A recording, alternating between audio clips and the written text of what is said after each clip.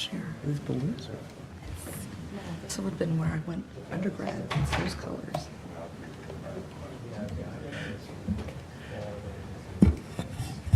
Okay, we'll go ahead and get started. I call to order the meeting of the Manassas Park Governing Body for Tuesday, July 19th, 2022. First, we have approval of the agenda. We do have a closed session. City Attorney, would you like to read the citation?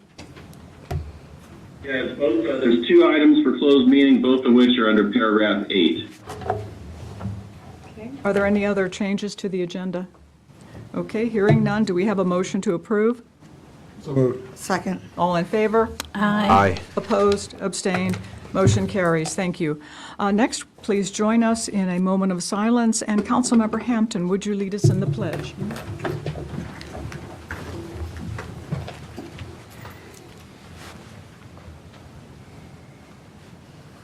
I pledge allegiance to the flag of the United States of America and to the republic for which it stands, one nation, under God, indivisible, with liberty and justice for all. Okay, next we have public comment time. I want to draw your attention to the fact that we have two public comment periods, one at the beginning of the meeting and then one later under number 10 towards the end of the meeting. That will afford the opportunity for City Manager to answer any general questions that one might want to ask when speaking during number 10. The more specific questions, we might have to get back to you, but the City Manager will do his best. We have one person signed up to speak publicly, Kendall Gardner. Mr. Gardner, do you want to come state your name and address? And Mr. Nguyen will serve as the timekeeper for 3 minutes.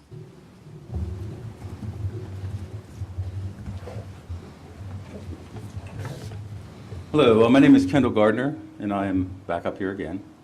I sent a message out to you guys just a short time ago concerning the water billing issue that's been going on for way too long. Please review it and get back to me. There's been many things that I've brought up to the City Council, and it has most recently been brought to my attention that some of those things you guys do not have any power over. There are entities that have been elected here in the city of Manassas Park where you guys don't have the authority. What I would like to do is I'd like to request that the governing body, whenever somebody does come up and bring something to your attention, that you get back with that person to let them know who they need to follow up with. Preferably the person that the elected person is accountable to. Whether they have a direct supervisor that does have control over how they deal with an issue or whether it has to be dealt with during an election year.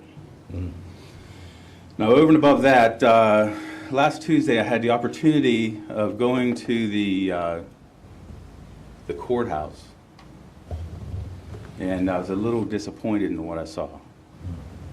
We had 3 individuals from the city of Manassas Park. 2 of those spoke directly to the judge.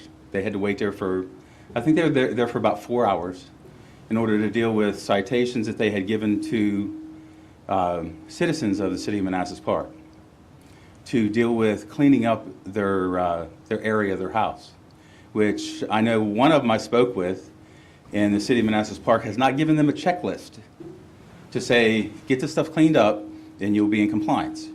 And things seem to keep on changing.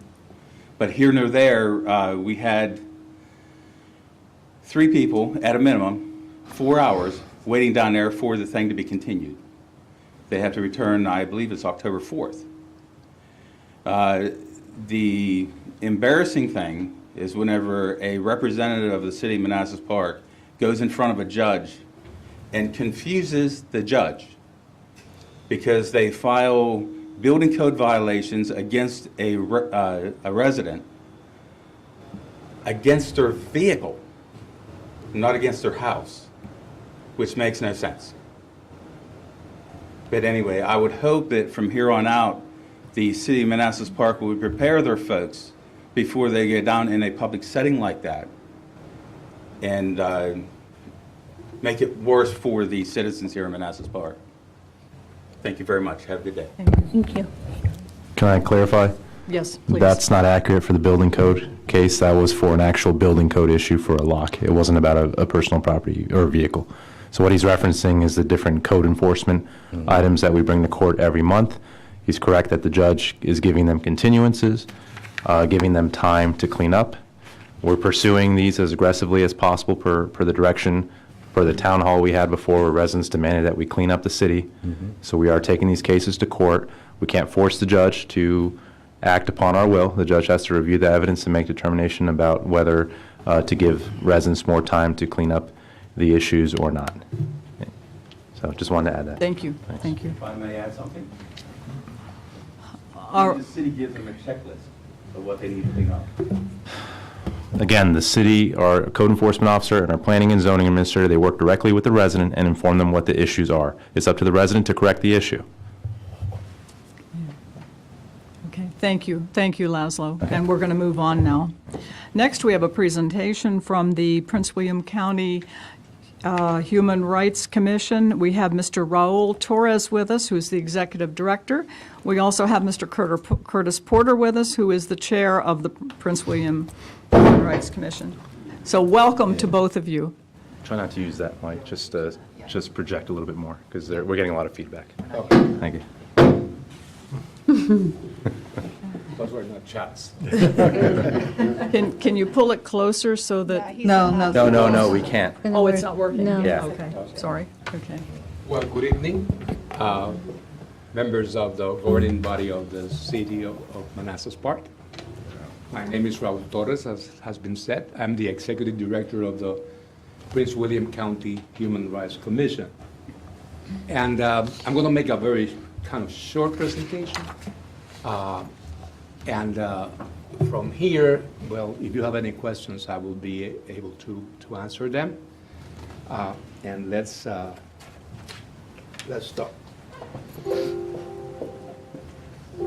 That's very nice. So I'm moving.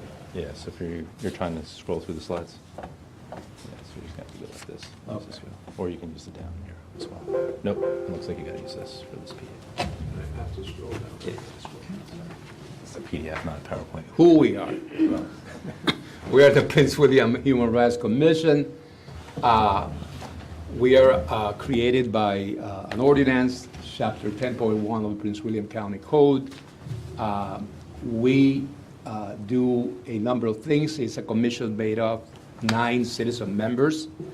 And there is an office created to administer that ordinance, which I'm the executive director of. Our ordinance creates a number of protected classes and also a number of protected activities. So when a member of a protected group is engaged in a particular protected activity, the ordinance applies. We have jurisdiction, our own jurisdiction, and it happens that our jurisdiction stops at the cities. We cover Manassas, some Manassas zip codes, but certainly not the city of Manassas nor Manassas Park.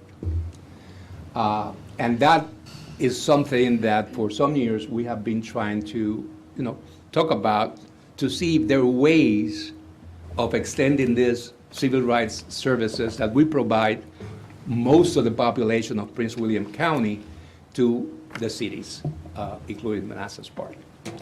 And we started, it might have been even before my tenure here, and I have about almost 4 years here, but it's basically been having exploratory conversations with the cities. And we have been very clear that those conversations are exploratory, are not commitments of anybody. And if we get somewhere, we'll get somewhere. But at this point in time, we are just trying to develop a framework in which we might be able to extend those services. And we know that there will be some challenges. And we also provide, in a nutshell, advice to the Board of Supervisors of Prince William County in other civil rights matters, because the ordinance allows us to do. It's in many ways and different ways, but I'm not going to enter into that right now.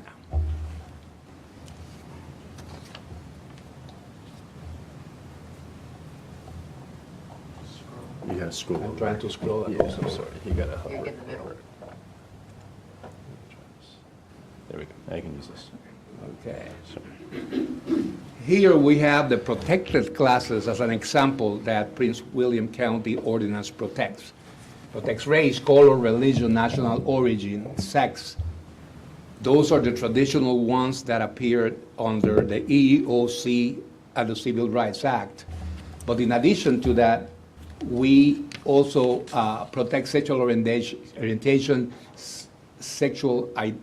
gender identity, age, marital status, familial status, and veteran status or military status.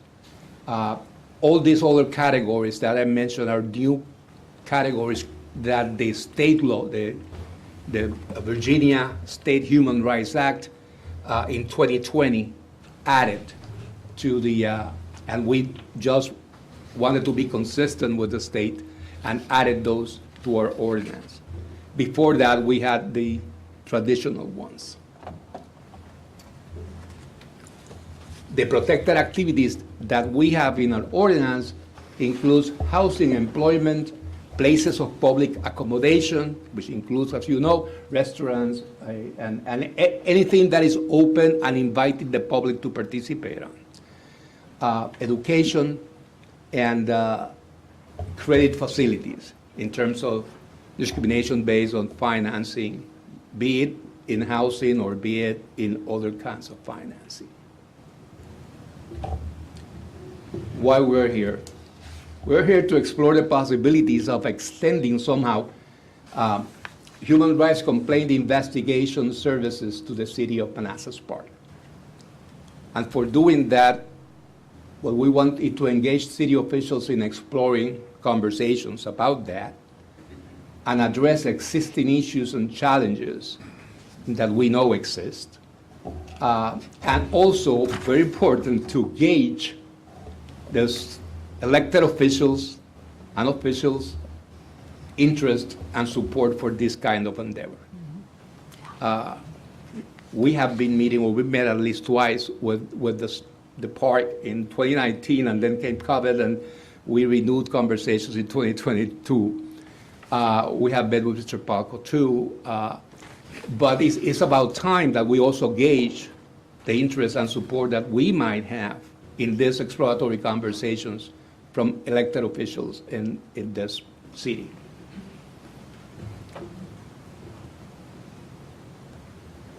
As I mentioned, there are challenges, and some of the challenges are legal.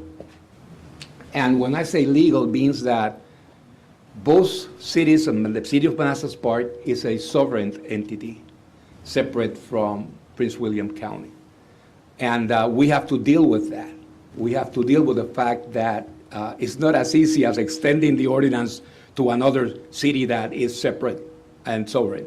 Mm-hmm. So we have to find ways that respect that sovereignty at the time that we might extend those services.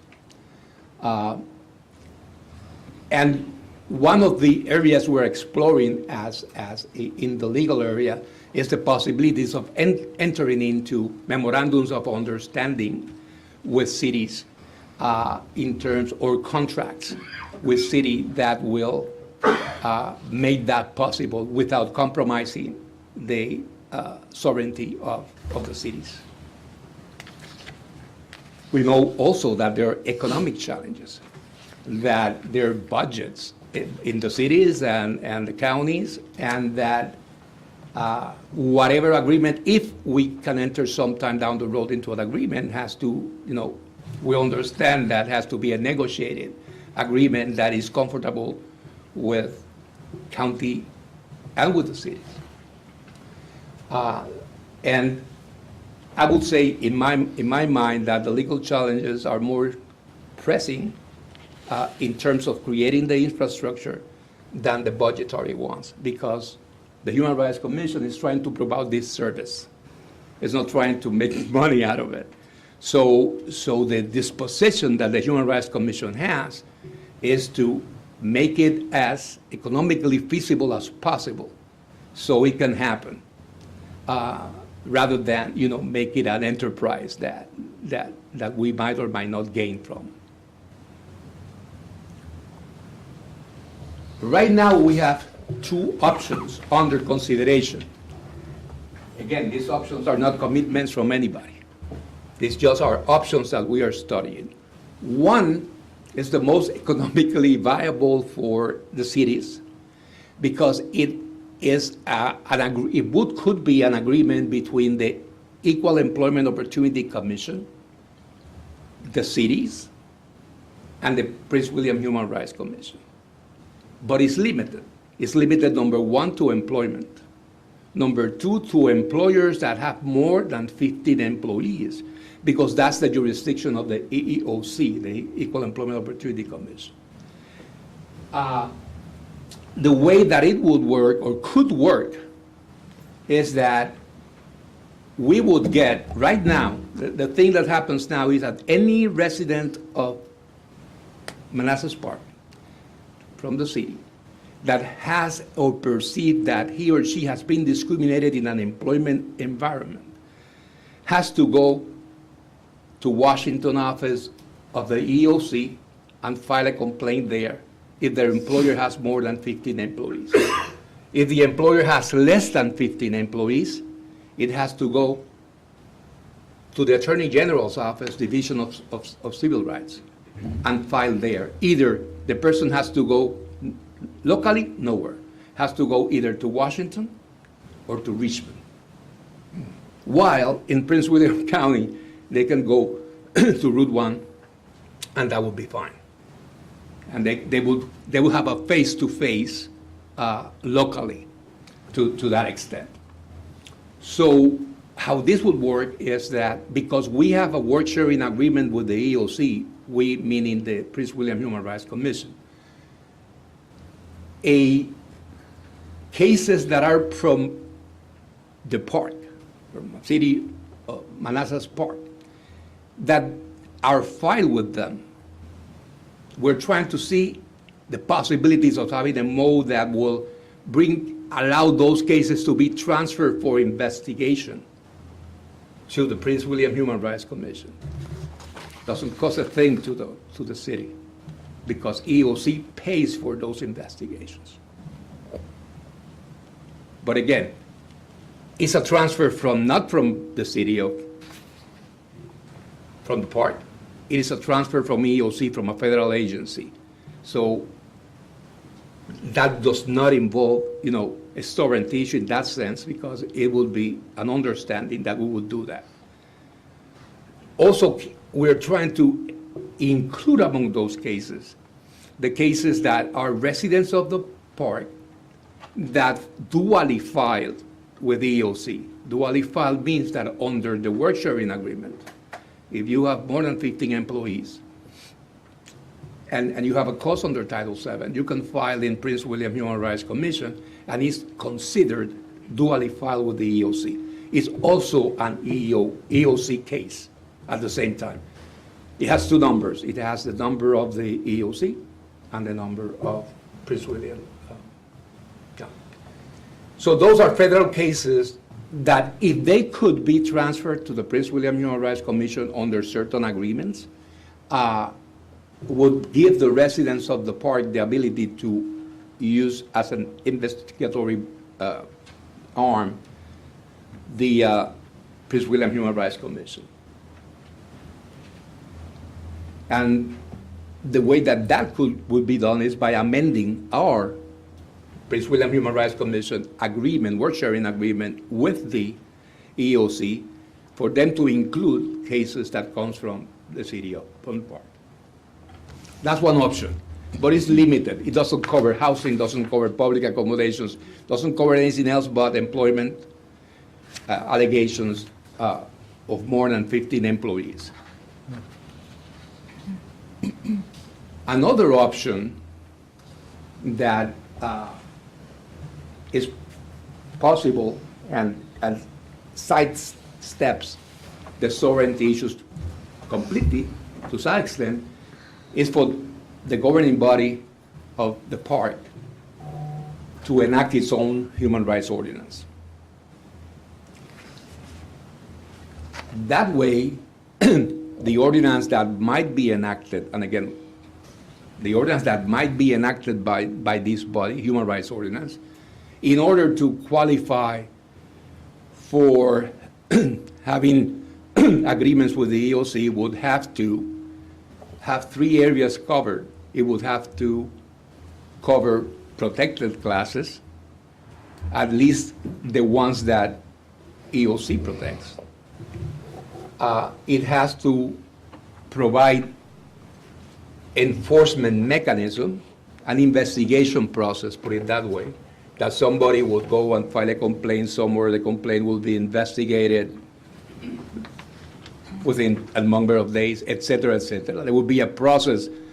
And the third thing would be that there would be remedies, that it would include that if the person prevails, there would be an administrative decision to making whole, basically, the person that was wrong. If there's no cost, it's no cost, but if there is a cost, then there will be some remedies. Those would be the minimums that EOC accept from an ordinance. But all ordinances are different. Human rights ordinance in the area of Northern Virginia date back to the 70s. Fairfax had one in 72, Alexandria in 75, and then Arlington and Prince William came in the 90s. Arlington in 91 and Prince William in 93. 91 I adopted it, but it was effective in 93. So all jurisdictions in Northern Virginia have commissions of different sizes. They protect more or less the same categories, the same classes, but they give different remedies and they have different processes. So if you decide to enact one, you could make it as simple as possible and use meet all the minimum requirements, or you can go as far as you want to go with an ordinance. And how do we play Prince William Human Rights Commission into your enactment of the ordinance? Well, you enact the ordinance, but to create an Office of Human Rights like the one most jurisdiction has cost hundreds of thousands of dollars. Why? Because you need an investigator, you need a director, you need administrative support, and when you add the salaries of those 3, plus benefits, plus the infrastructure to support it, budgetary, you can come with $500,000. Our office costs about $1 million to sustain.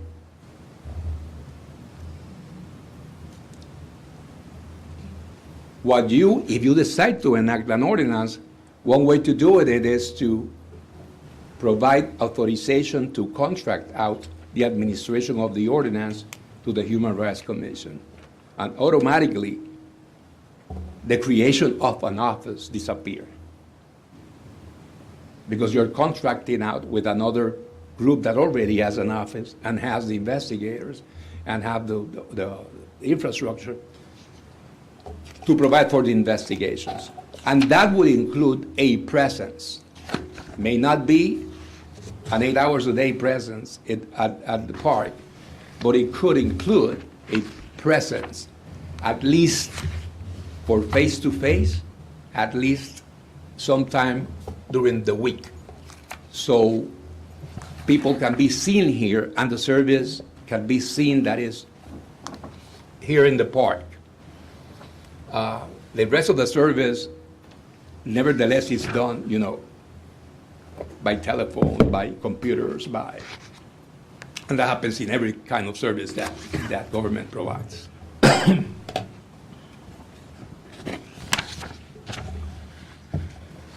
What would the next steps be out of this kind of short presentation that I'm trying to give you? Well, the first thing is to discuss among yourself in this exploration and determine if you have an interest in allowing these conversations to continue. And number two, to send a message to your city officials, I mean, to your mayor and your city manager, to work and keep on exploring, and later on, maybe bring some more concrete proposals to the body. If and they happen. I want to be very clear that we're not committing except to, in good faith, try to see if we can get somewhere. Okay, That's the effort. okay. So that's the conclusion of my short presentation, Okay. and I'm willing to answer any questions that. Thank you so much, Mr. Torres. We appreciate you coming this evening and giving the presentation. Are there any who would like to start? Well, Laura, go ahead. Yeah. You have it first. Councilmember Hampton. Thank you very much. A couple questions for you. How many cases per year do you handle right now? We have in Prince William County, approximately, we handle about, let's say, between 50 and 60 complaints per year. Okay. But you span that through the number of years, you have intervened in hundreds of cases in 29 years that we've been in business. And there's also one very important thing that I want to note to you. We do investigations, but the other thing that we do is outreach. So people know that there are resources out there if they confront issues. We have found that sometimes, even with our outreach, people don't know that that service is available to them. So we are trying hard to do it, and in the park, I'm sure that outreach hasn't really gone anywhere, you know. And if we were to do the right outreach, people will know that we exist, will know that what you do, then we expect that will, if they confront those issues, you see, if a woman is sexually harassed in her job, she will know where to go, where to stop. My second question, is it based on where the person works or where they live, where they, Where the act happens. okay, You can be a visitor, come here, and somebody harasses you, or depending on the ordinance. In our case, that we have different activities. If you feel that you have been discriminated, it's based on the site, on the place, not where you live. You may be from Maryland and be discriminated here. it's where the incident actually occurred? It actually happens. Okay. All right. And then my last question, you alluded to a few examples, but can you give us an example of an actual case that your office does handle? Of course, not the individual, but the type of case. All types of cases, as I said, it engaged in different activities. We have cases that have to do with a lot of sexual harassment, still in 2022, still sexual harassment in the job place, gender, because people don't get promoted or don't, in the female gender, don't get promoted or don't get jobs because of their sex. We have cases that have to do with people that, well, in our case, we covered employees and we covered services too, which means that if somebody goes to a place and asks for a service, and is denied that service, or is given substandard service because of the race, sex, national origin, etc., any case that the EEOC normally would have jurisdiction over, we would have jurisdiction over. Housing, there's a lot of issues on housing that mainly in the disability area. People that are denied service animals, people that are denied choices of apartments because they don't want to deal with the accessibility issues that landlords would have to deal with. But again, The anti-discrimination laws has nothing to do with landlords or employers. It is about the right, civil rights of people not to be discriminated against. That's all. Okay, thank you. Yes. Thank you, Mr. Torres and Mr. Porter. Do you provide mediation services as well? We do. When every case that is filed in our office, we offer mediation services first. And the first thing that we do. Thanks. So mediation is voluntary. So sometimes people do not want mediation. And if they don't want, one party doesn't want to mediate, there will be an investigation and not mediation. But again, most ordinances allow the officers or investigators to conciliate, which is different from mediation. And the conciliation starts from the beginning of the case and even ends at the end of the case. I mean, you can conciliate at any time. Sometimes the charging party thinks that the case values $1 million. But there are value to cases, and once the value is assessed of the case, wages lost, things that can be, objectively determined, the value of the case may be a lot less, and once confronted with that, charging parties may understand that they didn't have really $1 million case, but had a case that making them whole would not be $1 million. If you can, how many of your cases annually settle? How many settlements About do you get? 15% of our cases are settled. So you get 50 cases per year, so you're saying 25. Yeah, many cases are settled or conciliated, come to a resolution without a finding, put it that way. And my final question is, towards the end of your presentation, when you were talking about how much your office cost $1 million, includes the building and staff, would that involve the city Manassas part paying the commission money, or how would that work financially? If you enact an ordinance and the Prince William Human Rights Commission were to administer that ordinance, do the investigations through the process established in the ordinance, it would be a contract, and I don't know how much that would cost, but certainly would not cost hundreds of thousands of dollars. In fact, we understand that we will, and we have talked about this, that we would work at cost.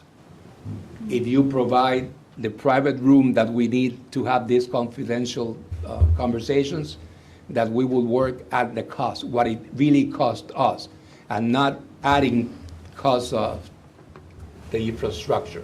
But again, that's something that is down the road, because we're not there for those discussions, even though it might be on the minds of everybody, but it's not at this point in time, because we're just engaging interest and trying to work with the big picture right now, rather than going into how much it will cost me. Certainly, the only thing that I can tell you right now is that it will cost you the least that we could charge for that. Well, thank you. I mean, I would say, I can't say too much, but I am familiar with the importance of what you do in standing up for employee rights, especially those protected classes. And I'm glad you guys do what you do. And I'm supportive of it. It's just a matter of I think the contract and the details and finances. But again, I'm glad, Mr. Torres and Mr. Porter, for you both being here and what you guys do and protecting employees and giving them their rights. Thank you. Follow up? That's it. Questions? Okay. Questions? Comments? Could you give me an example of some of the outreach activities and some of the places where you do your outreach? There are different kinds of outreach that Human Rights Commission is trying to do. That kinds of different. We do what would you imagine that we will go to all festivals that are around ethnic festival, African American festival. It's not going to be held this year, but we go to the African American festival, and everywhere where politicians go, we would be there too, because that's where people congregate. We will go to churches, black churches, to capture the black persons. We will go to synagogues and talk to the Jewish people. We will go to the temples and to get other different kinds of faith, and to the Catholic churches to gather Hispanic people that congregate around Spanish masses in Catholic churches. But we also partner with nonprofits that serve these groups, with CASA, with different kinds of, and what we do is that we train them so they could serve as referral banks for us, and they refer people to us if they confront those issues within their own work. With homeless shelter, we go visit elderly places. So we try to go as far as we can. We have one person that is an outreach coordinator that is one-man band, but one woman in this case, dedicates all the time to outreach. Okay, thank you. Yes. Yes. Thank you, Ms. Torres, for coming out and making your presentation to us this evening. The question I had, I guess, is mostly for us, or our city manager maybe can address for me. What do we do now? If one of our residents has a civil rights case, they're being discriminated by someone on their block, whatever business is not letting them come in for various reasons, what do we do as a city for our residents? Yeah, so you kind of addressed it. Residents right now are limited to reporting this to the EOC at the federal level. Okay. And that's where the remedies would take place. Even if they file something against the city or a business, it would all happen at the EOC. That's why I kind of like option one. Because Right. that's more So they would have to go to DC or Richmond Exactly. to file the EOC Whereas at complaint. option one, if we do that one, then EOC theoretically would allow a local office to manage that case, and then I think it would make it easier for the person bringing the case and also for the person that's being accused of the act as well to be able to have someone local that they can engage with and they can hear out the story Have a versus waiting conversation for the someone in DC to have to be responsive. And I'm sure they're probably extremely overwhelmed in DC Yeah, managing cases across imagine. the country. So that's why I kind of like option one as an option that I think we should consider. And The concern I have about option one, and I appreciate option one, is it's very limited to just employment cases. And we know discrimination comes in all forms and cases. You know, you're not being able to go to a restaurant and eat or sit down or rent a house because of redlining practices, financial practices. So if it's just narrowed to unemployment, that is so restrictive. It's better than nothing. We're not doing anything right now. But I'd much rather see option two with an ordinance, but we could talk about that at some other time. But I just want to know what we do today. And as I understand it, we send our people to Richmond or to Washington, D.C. If it's a There's housing case, for example, if it is housing, it has to Then they go go to to HUD. the Department of the Regulatory, Yes. where housing is done. So the other question I had was, and one of the things I'm very interested in is that if we do a partnership, then we have to have a seat at the table, would be my argument. You said there are 7 members on your commission. If we were to have a relationship with you, I would expect Manassas Park to have a representative on the commission, a representative from this body. Is that something that's doable? That is part of the challenges that we were talking about, because the appointments to the Human Rights Commission Are made by the Board of are made by the Supervisors? Board of County Supervisors. Well, they're going to have to play ball. They're going to have to give a It's little bit on that. it's you not a know. regional body. They would have to amend the ordinance to do that. I'm not saying that is impossible. And we I'm would have saying to that create one, right? that is a challenge. I'm not saying Okay. that is impossible. I'm just saying it's a challenge, and I don't know that willingness, but point taken. Yeah, I'm just putting my 2 cents on the table. You know, I think if we're going to participate, then we have to have a seat at the table on the commission itself. And so that's something I'd like to see going forward, at least looked into. If I can bring that up. Sure. So not only would we have to pass our ordinance, and I'd have to start engaging with the county executive and seeing what the price structure would look like. Is it based off services? So Right now, if they have $1 million budget and they do 50 cases total, and one of those cases is Manassas Park, is it 1/50th that year that we're charged? What if it's 5 cases that year? Are we charged 5/50th? Right? So the numbers can kind of, and then plus they Devil's apply. in the numbers, the They details. apply overhead, right? So a lot of the service that they provide standard overhead costs to, not just of his department, but of finance, of IT, everything that kind of enables it to exist. So we'd have to kind of see what those cost structures are. And then to your point, once it gets to representation, then it's up to the Board of Supervisors. And ultimately, anything the county executive brings back would also be up to the Board of Supervisors. So that would entail you all engaging with them to see what they'd be willing to do for representation and cost as well. But Well, I appreciate the presentation because I think, it's quite evident that we don't have the kinds of flexibility for our residents to be able to file cases if they feel they're being discriminated in workplaces or at job, at home. The fact that we tell them you have to go to D.C. or go to Richmond, to me, is not acceptable. So I understand there's a lot of details and we probably can't make a decision tonight, but I think it's worthy of us to look at further and come up with some concrete plans and suggestions on how we can move this forward so that the residents of Manassas Park benefit from the protections of a Civil Rights Commission or the EEOC and have, close access to them here in Manassas Park. So I'd like to see that. So thank you. Thank you. Do you have any questions? Thank you for the presentation. My question is, my understanding is that you can go on the portal now and file a complaint or a charge on their online portal. That's correct. So they don't have to physically go to Richmond or go to DC. No. They do that with the EOC. Right. Or may do that with Richmond. That's an intake questionnaire. That's to set the basis for a complaint. They would have to swear that complaint, they would have to be interviewed, and many times the non-face-to-face is critical. Okay. No, it's just, I know a lot of business owners, and they have that poster on their back end for their employees if there's any harassment. It's by law they have to put it up there, and there's a lot of lines of how to file for online, but then the DC office sends an investigator to that location. Sometimes, yes.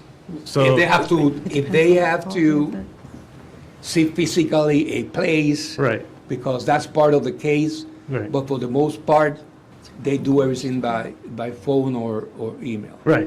I'm just saying there's an option for them to come to you. Right. So that's what If the case merits, Right. yes. And by the way, businesses since 1964 Right. have been coexisting with anti-discrimination laws. Not only with Title VII, with Fair Housing Act, with Asian Discrimination Act, with Equal Pay Act. Businesses, to do business today, anywhere, you need and have to understand all anti-discrimination laws.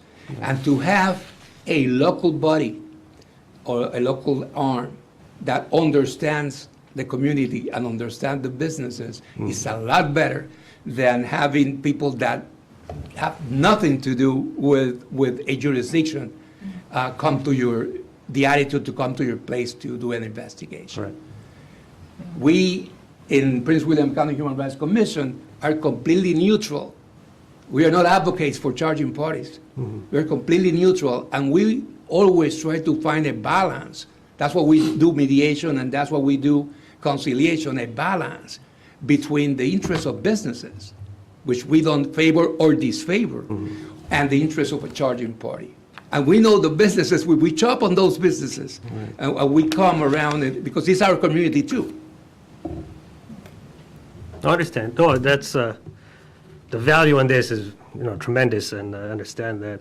But my other question is, what is are you guys getting subpoenas and warrants for the charged party if they're not cooperating? What happens in that case how does the commission move forward that EOC can't do or a lawyer or something like that?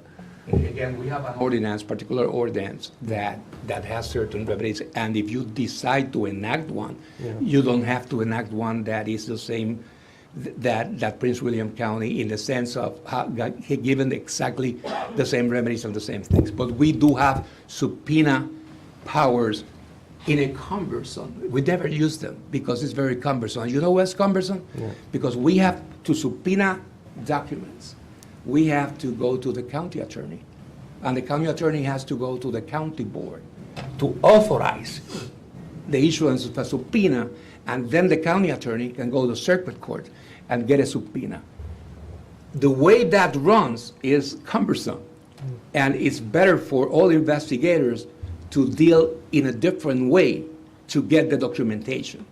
And the way that we deal with stubborn people that do not want to provide, have them, but they do not want to provide them, is by a little evidence rule that's called adverse inference.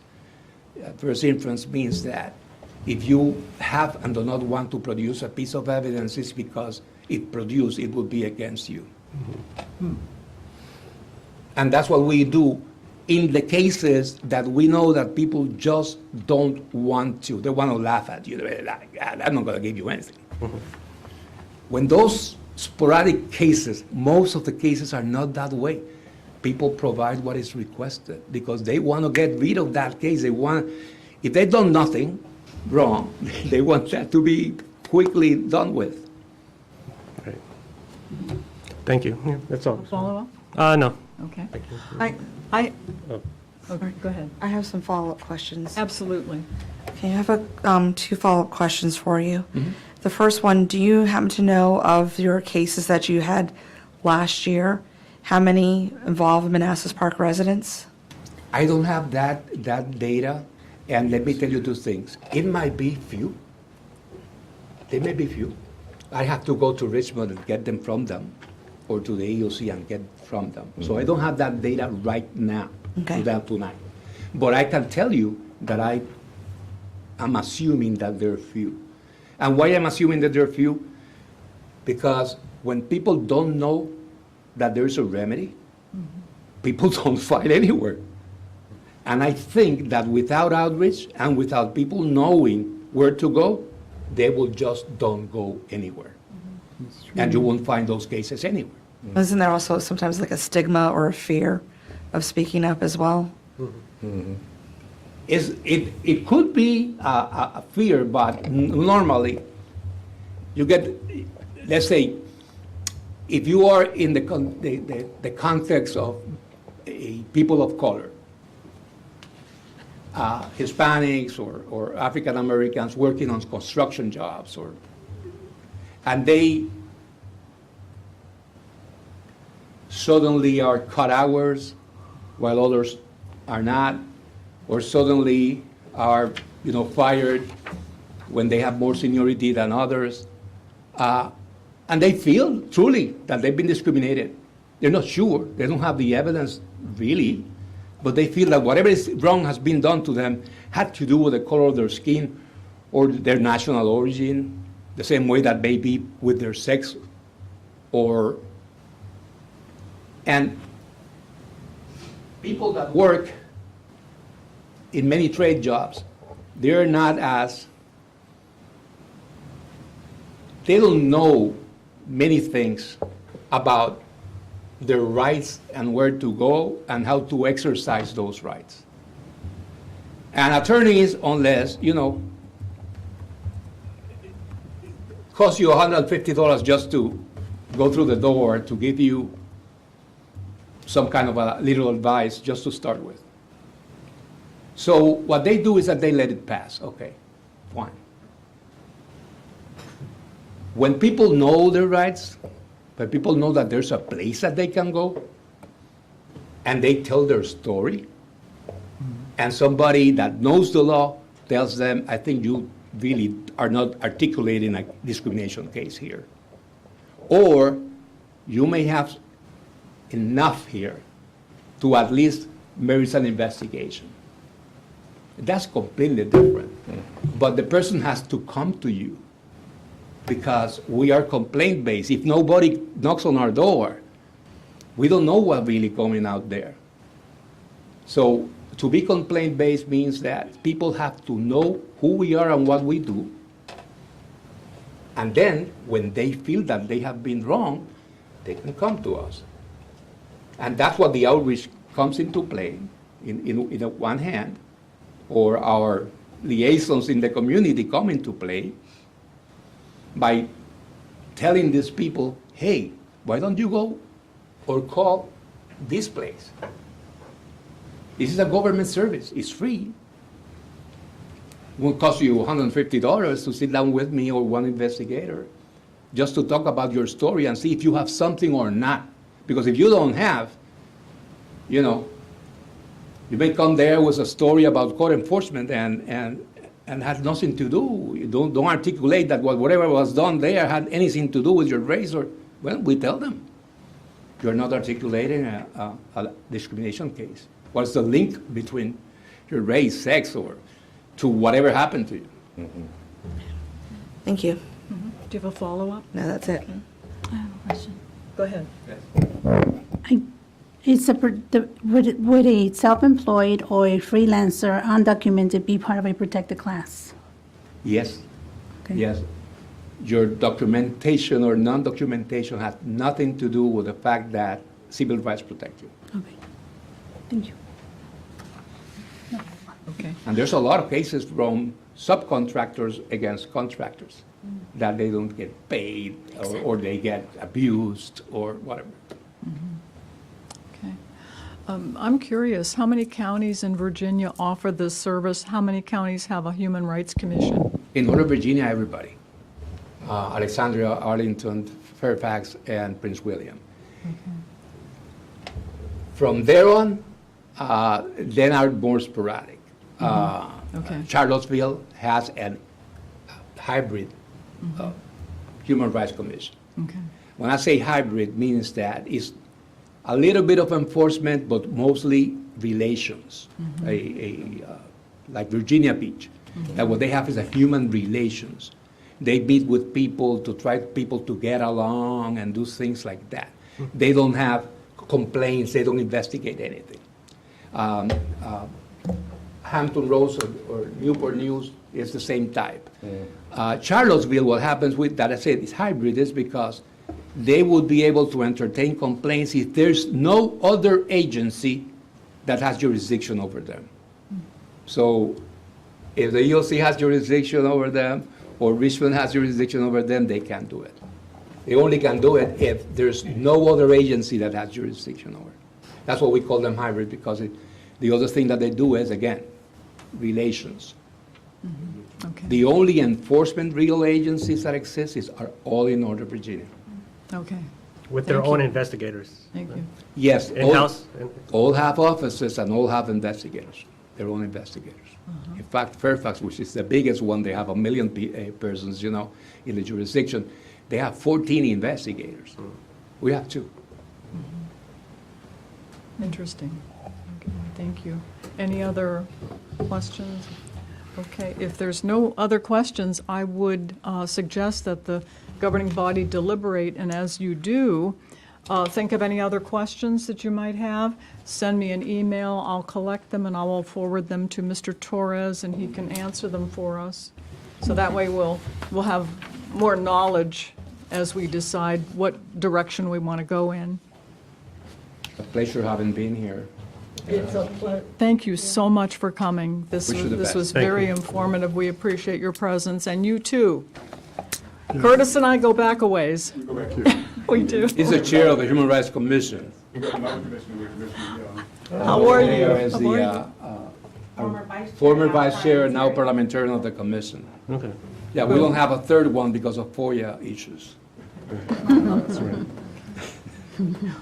Well, Thank you very much. Thank you. We certainly welcome you to stay with us for the rest of the evening, but we understand you may have things to do, so feel free to leave if you need to. And thanks again. Okay. Thank you. I see your support. Okay, moving on to consent agenda. Consent agenda consists of the approval of the minutes of June 14th, June 21st, and June 28th, 2022. Do we have a motion? Second. All in favor? Aye. Opposed? Abstained? Motion carries. Thank you. Next, moving on to 8A. 8A is conveyance of real property to Villages at Manassas Park, LLC. Public hearing having been held on June 21st. Okay. Good evening. Can everyone hear me? Yes. So this is a follow-up to the public hearing that was held on June 21st. And let me go ahead and share my screen here. Okay, so what I want to just show you are the changes that have been made to what was presented. So this is the big piece here that's requiring a public hearing is a conveyance of a portion of the current City Hall property, and that is for $2.8 million pursuant to the Comprehensive Development Agreement with the Village at Manassas Park, LLC. If you look down, I've included the red line version that shows the changes made to the deed itself, which are self-explanatory. But let me get to the plat and show you, what was done there. So the big thing that was done on the plat was just to change the area of parcel B-2 that was created. Now, can you see up here where my arrow is? Mm-hmm. Up there, what we did is we just basically took it up to the right-of-way. Before it had like a little chunk here that was carved out, which meant the city would have had to maintain the landscaping that was associated with that. So we went ahead and took it directly up to the right-of-way. Down here, then, we adjusted some of the boundary lines a little bit. So the overall area of 1.60847 acres is within the amount that was previously approved by the governing body for conveyance to an entity to build a cinema here. So that's really all the changes that were made, and then the changes to the deed corresponded to that. So if you look here, the area changed a little bit, and then we also corrected a mistake here, and then we also changed the name of the plat itself to remove a lot of the instrument number and page number, or the recordation information. So that, I'll answer any questions you might have. Okay. Thank you, Dean. Any comments or questions? Apparently there are none, Dean. Thank you. If there are no If there's no questions, then we'll move on to the staff recommendation that the governing body approve and authorize the mayor to sign the necessary documents for the sale of 141,769 square feet of city-owned lots 2 and 3-2, Connor Center, Blooms Court, to the Village at Manassas Park, LLC, for $2,800,000, including a deed and plat that would consolidate lots 2 and 3-2 with privately owned parcels of land, re-subdivide the consolidated property to create 3 new parcels of land, 2 to remain owned by the city, 1 to be owned by the Village at Manassas Park, LLC, and dedicate new public right-of-way as presented and subject to final review by city attorney. Do we have a motion? Moved. Second. All in favor? Aye. Opposed? Abstained? Motion carries. Thank you, Dean. Thank you, everyone. Thank you. Moving on to 8B, Rosebud Golf Court and Primrose Lane Cul-de-sac Islands. And that's Calvin. Hi, Calvin. Good evening, Mayor Rischel, Vice Mayor Banks, members of council, citizens, staff, and guests. My name is Calvin O'Dell. I'm the Director of Community Development. Be representing something tonight regarding those cul-de-sacs in the city that have landscaped islands in the ends of the cul-de-sacs. As you remember, I presented this on February 15th because there was some concerns from the fire department about fire vehicle access, turn radius issues with those planted medians, those planted islands, not accommodating the turn radius of the larger vehicles. At the time, I'm not exactly sure how it happened, but shortly after you recommended that we go ahead and remove the Rosebud and Golf Court medians or islands, we realized that there's an identical island on Primrose. So we started revisiting that, and also at the same time, Branscombe Paving went out and did formal estimates. We had based the estimates we provided February 15th, staff estimates using the numbers from the Branscombe contract. Branscombe immediately did not want to just do the area of the islands. They said it wasn't going to look good, it was going to cause them difficulty trying to make it look good, and it would leave just a small portion of the cul-de-sacs unpaved. So their recommendation was they not go down that route. So we decided we at least needed a new quote to show you what it was going to cost to do Primrose. At this point, with the revised numbers, we're looking in demolition costs over $18,000 in materials, what could amount to over $24,000 in equipment costs, and then public works labor in an amount that could be over $12,000 with contingency. Of course, public works labor we're already spending, but this is something that's deferring them away from their other work. And then the paving quotes. Branscombe was willing to provide quotes for just doing the area of all 3 islands. That came in over $25,000 for just the island areas only, and then $55,782 with a 10% contingency for the entire cul-de-sac. So you can see there's not that substantial of a difference between doing the islands and doing the entire cul-de-sac, and that's probably why where their hesitation came from, is you're going to have these funny-looking new pavement areas in the middle of an island, and you're probably going to get complaints. So altogether, what that means is that this project, even if we did the islands only, is probably going to cost around $50,000, but could cost all the way up to $93,000. That takes, I believe, the original timeline for payoff. We were looking at the WeWorka quote to maintain the islands annually, and I think the original payoff was around 7 years. Well, this now bumps that up to 13 to 26 years, depending on how the numbers fall, which option we would choose. WeWorka's quote did go up, I think, from $2,800 to now $3,600 for the 3 islands.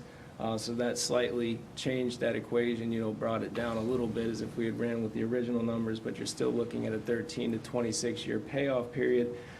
We did surveyed the residents along Primrose to see exactly what their opinion was. With their survey results, we're now looking at 11 respondents that would like to keep all of the islands and 6 respondents that would prefer to get rid of them. So the majority of the citizens still would like to, or residents would like to keep the islands.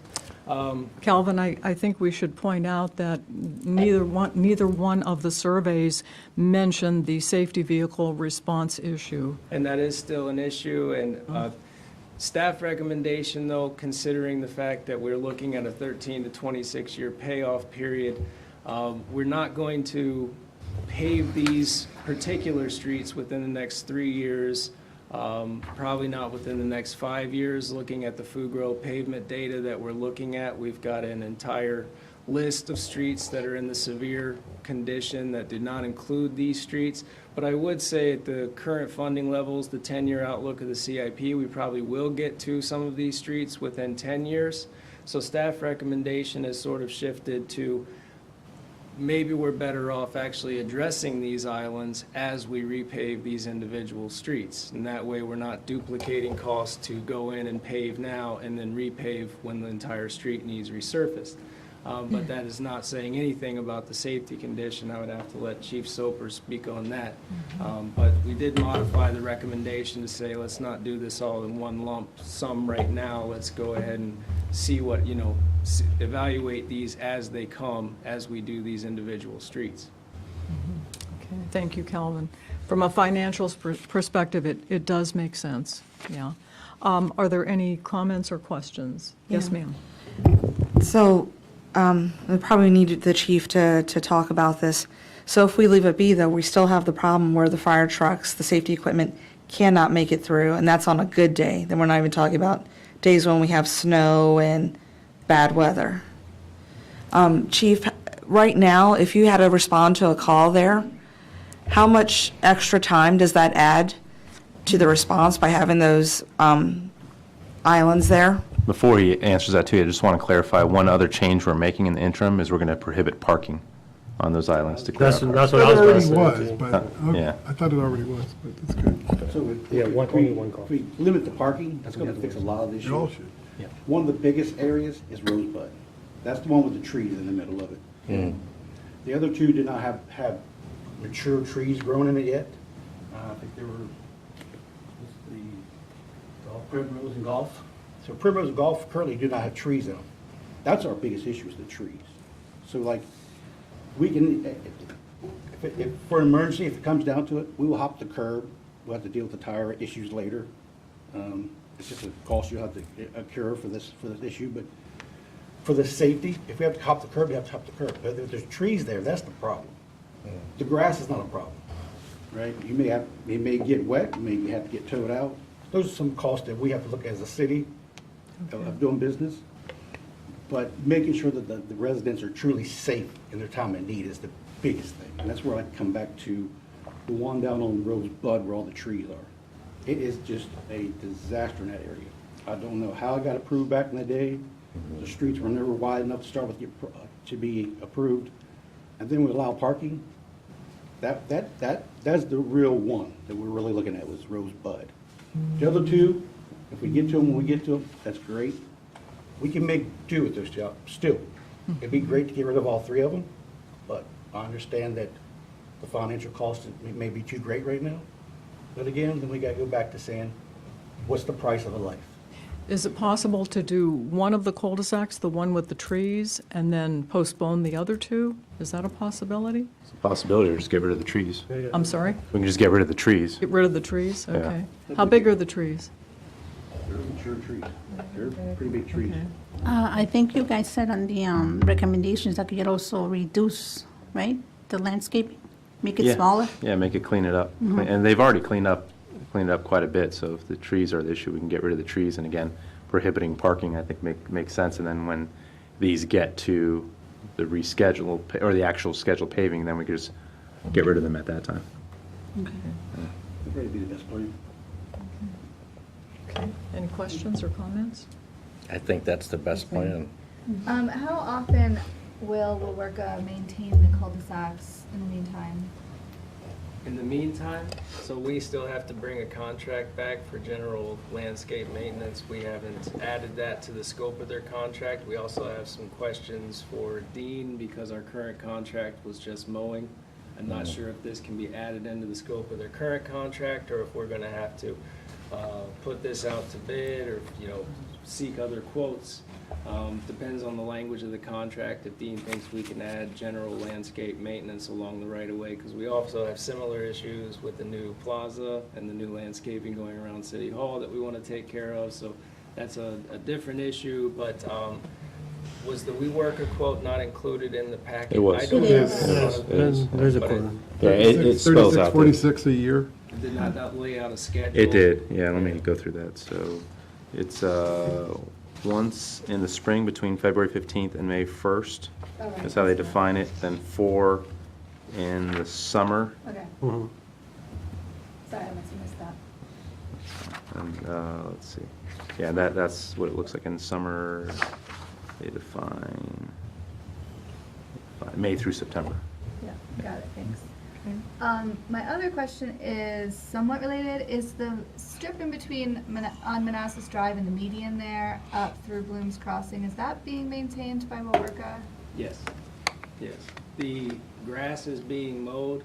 Again, what we're running into is those small ground cover areas with the evergreen ground covers. Stuff is Those growing out of them. Coming out and it's Yeah. in the lane, I was just Right, wondering. what because that- their contract is to mow grass and not to do Trimming. plant maintenance, so, we know that's an issue. But it goes and mow it. Yeah, we've been talking to WeWorka for about 4 months on options for trying to include some of this work in their contract and getting quotes for them for various aspects of this work, so that's something we'll be bringing back to you. Okay, thank you. Yeah, good point. Questions or comments? Follow-up, anybody? Yes. Yeah, we go. I know so all the cul-de-sacs will prohibit parking moving forward, I guess, so we don't, so can we, reevaluate the positioning of the fire truck to see if it fits without the car present? Last time there was. There's still gonna be an issue with the curb. You want to, so, under my motion, again, the decision's being delayed until. Oh, yeah, no, that's repay. fine, So we yeah. would bring it back to the governing body at that time. Does that make sense? So we could evaluate whether you want to even keep the islands or not at that time. So I'm saying it's not even worth discussing that, because I don't think it's worth it financially at this point. Yeah. So I think when we bring it back to repaving, then it may be worth financially, and then at that point, we can kind of bring it back. Okay. But they're still going to have issues with the curb, per Chief's point, so but it's more of a tire maintenance issue. Okay. Yeah. And you would cut the tree totally out of Rosebud or just trim it down? I'd go out with the fire department to see what they need, so if we can preserve the tree and just trim it, then that'd be the best route, but if we have to remove it, then. I mean, I think there's only one house on Rosebud on the corner, like at the 1 o'clock position. So, I mean, the fire truck could just go straight in there. I don't think there's any houses going on at 12 or the.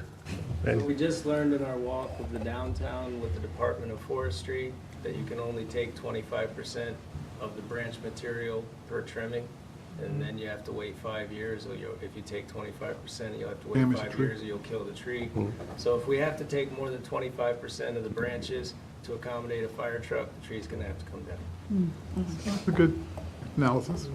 Does no? Are there? Calvin, that's useful. One, I believe. Just one? No, there's 4. 4 trees. I'm sorry. How many trees are there, 4 Chief? trees. 4 trees. They're about like 10 to 15 feet long. I did not know that. I didn't either. Could we find out what the cost of the trees and the extent of the trees would be for Rosebud? For maintaining them or for getting rid of them? Yeah, getting rid of them. It's going to be a few $1,000s. Yeah. But it's not nowhere near the cost of this. If it's small enough, then Public Works may be able to fell it and throw it through a chipper. If it's too large for that, needs to be felled by a tree company, then it's definitely gonna be a few $1,000s. Yeah, Do usually they a couple ground thousand. out the stump or just leave it at If we wanna level? replant a smaller planting there, we'd have to grind out the stump. Yeah, the branch is like 4 inches. Oh, it's not It's big. not one of those big trees with the roots on the ground, but I think the Public Works could easily do it, in my opinion, but. Yeah, it's just rental equipment costs Yeah. and labor costs at that point. Sounds Going in the chipper. And fellow it. Okay. I know we don't want to get rid of trees, but No. there's the safety issue, there's the fire vehicle issue, so I think it needs to be done. Do we need to approve the removal of the trees this evening? That's going to be within my authority. I beg your So pardon? that's going to be within my spending authority. Okay. And our sign system will set up the new no parking signs along the, cool. Any other questions for The Calvin? the good thing for those who will be sad about the loss of a tree is that the chipper will provide like mulch, right? So it's not going to It's waste. recycled, Right. yes. It is recycled. And not only that, a tree versus a human life. Yeah, no comparison. Right. Yeah. I mean, no one wants to go on the chipper, but it's good going to. I'm gonna remind you of that when you're eating. My day's coming to go on the chipper, I'm sure. Okay, if there's no other questions or comments, we'll move on to staff recommendation that the governing body direct the city manager to schedule the removal of the islands within the Rosebud Court, Golf Court, and Primrose Lane cul-de-sacs to coincide with the scheduled repaving of each road in order to reduce the financial impact to the city. Do we have a motion? Second. All in favor? Aye. Opposed? Abstained? Motion carries. Thank you, Calvin. Moving on to 8C, that would be public safety stipends updated amount. Good evening, Mayor and members of the governing body.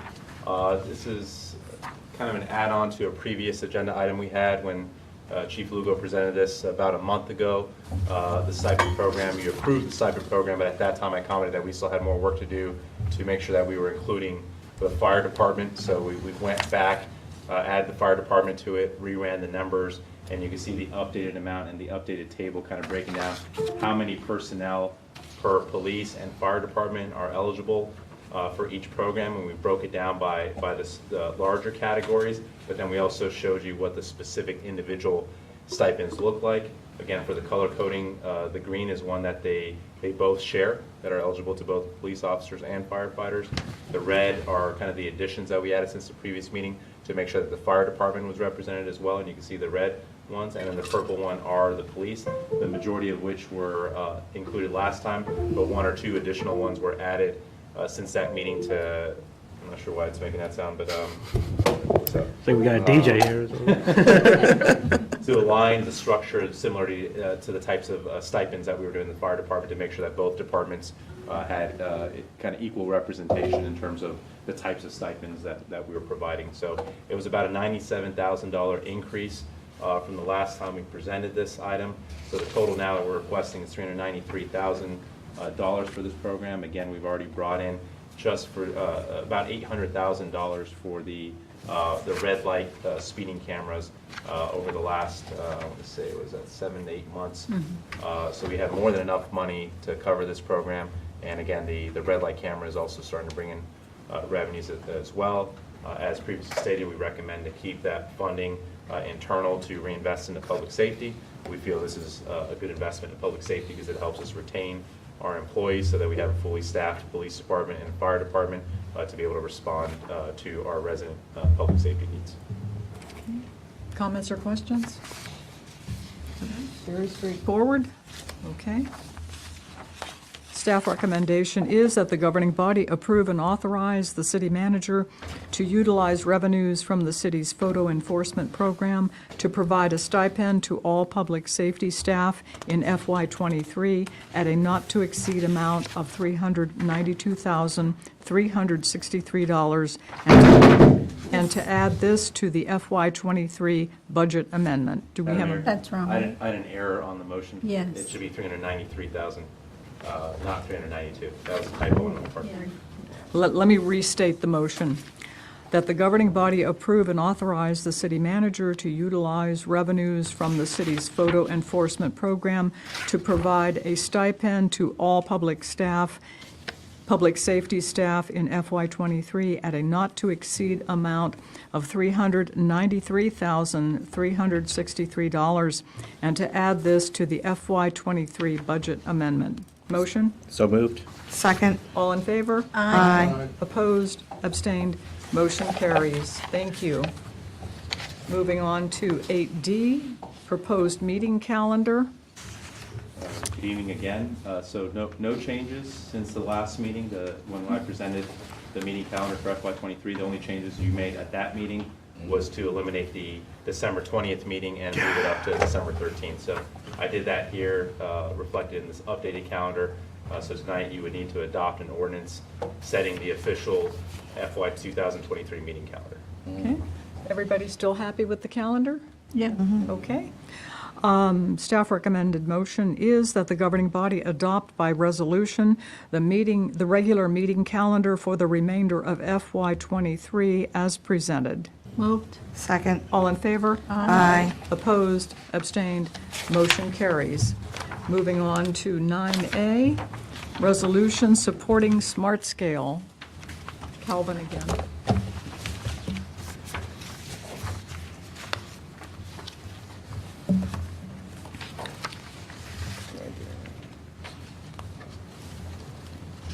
Oh, I know this. Good evening again.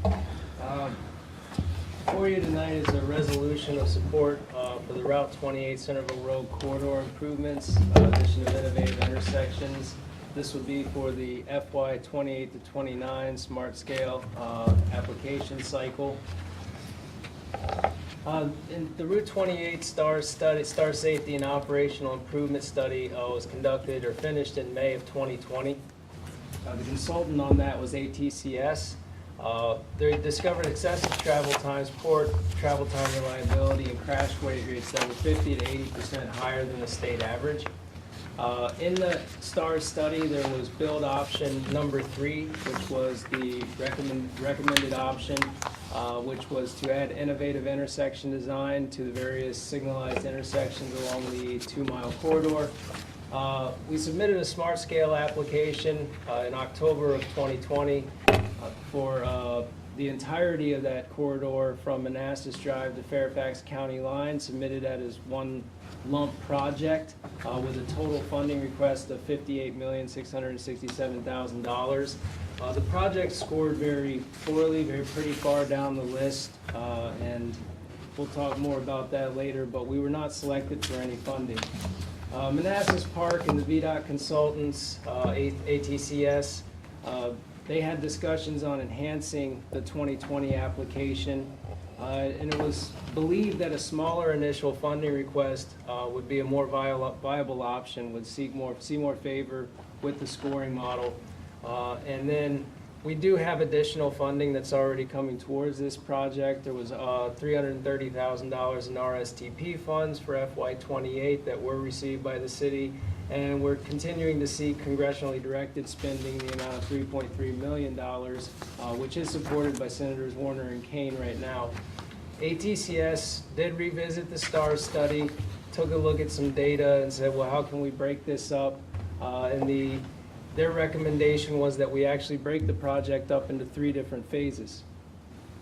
The 3-phase approach would break it up into phases from Manassas Drive to Spruce Street, then Spruce Street to Orchard Bridge Drive, and then Orchard Bridge Drive to the Fairfax County line. Phase 1 is recommended, and that is from the Manassas Park boundary to Spruce Street, because those 2 intersections, Maplewood and Browns, score the poorest in the actual intersection evaluations. They do have the highest level of delay. They have the lowest score during peak hours. So the best opportunity for travel time improvement, which actually scores well in Smart Scale, would be these 2 intersections. So they do have the highest congestion and travel delay, so it is logical that we would start, if we were going to phase this project, with that highest level of congestion and travel delay, which would be this phase 1, which is right adjacent to Manassas Park. The applications for this project are due August 1st. There was a pre-application already submitted, but again, these funds would not become available until FY 28-29. It's probably a little hard to see up here, but this is a preliminary concept drawing of what the innovative intersections would look like for phase 1. You can see Browns and Maplewood, the signalized intersections in the middle. They do have the extended medians across the center of the intersection, and then these are modified R-cut intersections. These are not true R-cuts where you have a dedicated right turn lane that takes you to a dedicated left turn lane for the bulb access. These are modified because you would be turning on to the right-hand lane of traffic and then have to merge over to the left to access the bulb access lane, where you would then make a U-turn. So if you want to turn left, this is all about access control. Making left-hand turns, you're going to trigger the signal to steal time from the primary phase so that you can make a left-hand turn. These innovative intersections make sure that instead of a protected left-hand movement, you make a permissive right-hand movement. You travel down the opposite direction you intend to go, and then you use a turn bulb to actually turn in the direction you want to go. Access control does supposedly score well in Smart Scale. This is a complete access control project. Not sure. I think it was, ATCS and VDOT seem to think it was the overall cost of $58 million that sort of put this back as far as bang for your buck on the Smart Scale. The intersections would include, so there are improvements other than the R-cut innovative intersections. There is also pedestrian improvements, access control, directional medians that go in to further enhance the improvements at all intersections, not just the signalized intersections. So there are improvements at Manassas Drive, Bloom's Quarry, Old Centerville, Brown, and Maplewood, and Birch. The phase 1 funding request, and I have to be very careful, approximately $12 million. These numbers have not been reviewed by VDOT. These are preliminary estimates put forth by ATCS, the subcontractor. VDOT has not formally reviewed the project. We haven't even submitted the application. That will happen between the August due date and the October finalization date of these applications. But there is potential to increase because of that review. So I don't want to say 12 million is the number. Once VDOT gets a hold of it, it could go up or down. New General Assembly legislation effective July 1st. Will change the right-of-way equation because it completely changes how people can claim damages, damage and loss. So that something that the entire state is trying to learn as we go. So we're not sure what impact that's going to have on right-of-way costs. But supply chain and inflation issues seem to be driving up all sorts of construction costs.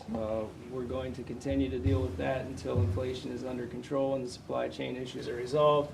And again, these funds would not be available until FY 28-29. Hypothetical funding timeline, we're looking for the FY 23 congressionally directed spending for $3.3 million to start design engineering. But again, the RSTP funds in the amount of $330,000 that we have are not available until FY 28-29, but they can show as a potential match for this application for Smart Scale. And then phase 1, we would be applying for that this year, the 2022 Smart Scale round for 28-29 funds. And then the intent would be to continue to apply for the subsequent phases in the subsequent Smart Scale years. So 24, we would apply for phase 2. 26, we would apply for phase 3. The phase 1 timeline, this is a VDOT project schedule template. Engineering would be 42 to 54 months, and that includes a 9-month-long engineering procurement stage. Right-of-way and utilities would take 12 to 8 months, but that is lumped in with the 54-month engineering phase, and then construction would be approximately 18 to 24 months with a 6-month procurement phase. If congressionally directed spending is awarded, we would assume January 2023 the funds would be available so we could start engineering. Again, 54 months on the right-of-way and utilities would push completion to around July of 27. Construction would hypothetically be completed in July of 29 for this phase. If CDS is not awarded, the congressionally directed spending is not awarded, engineering would have to wait until July of 28 when RSTP or Smart Scale funds could be used. But the city's not stopping looking for other sources of money. We'll continue to look at grant opportunities as they arise. Any questions? Thank you, Kelvin. Regarding the completion of Phase 3, is there a projected date for that?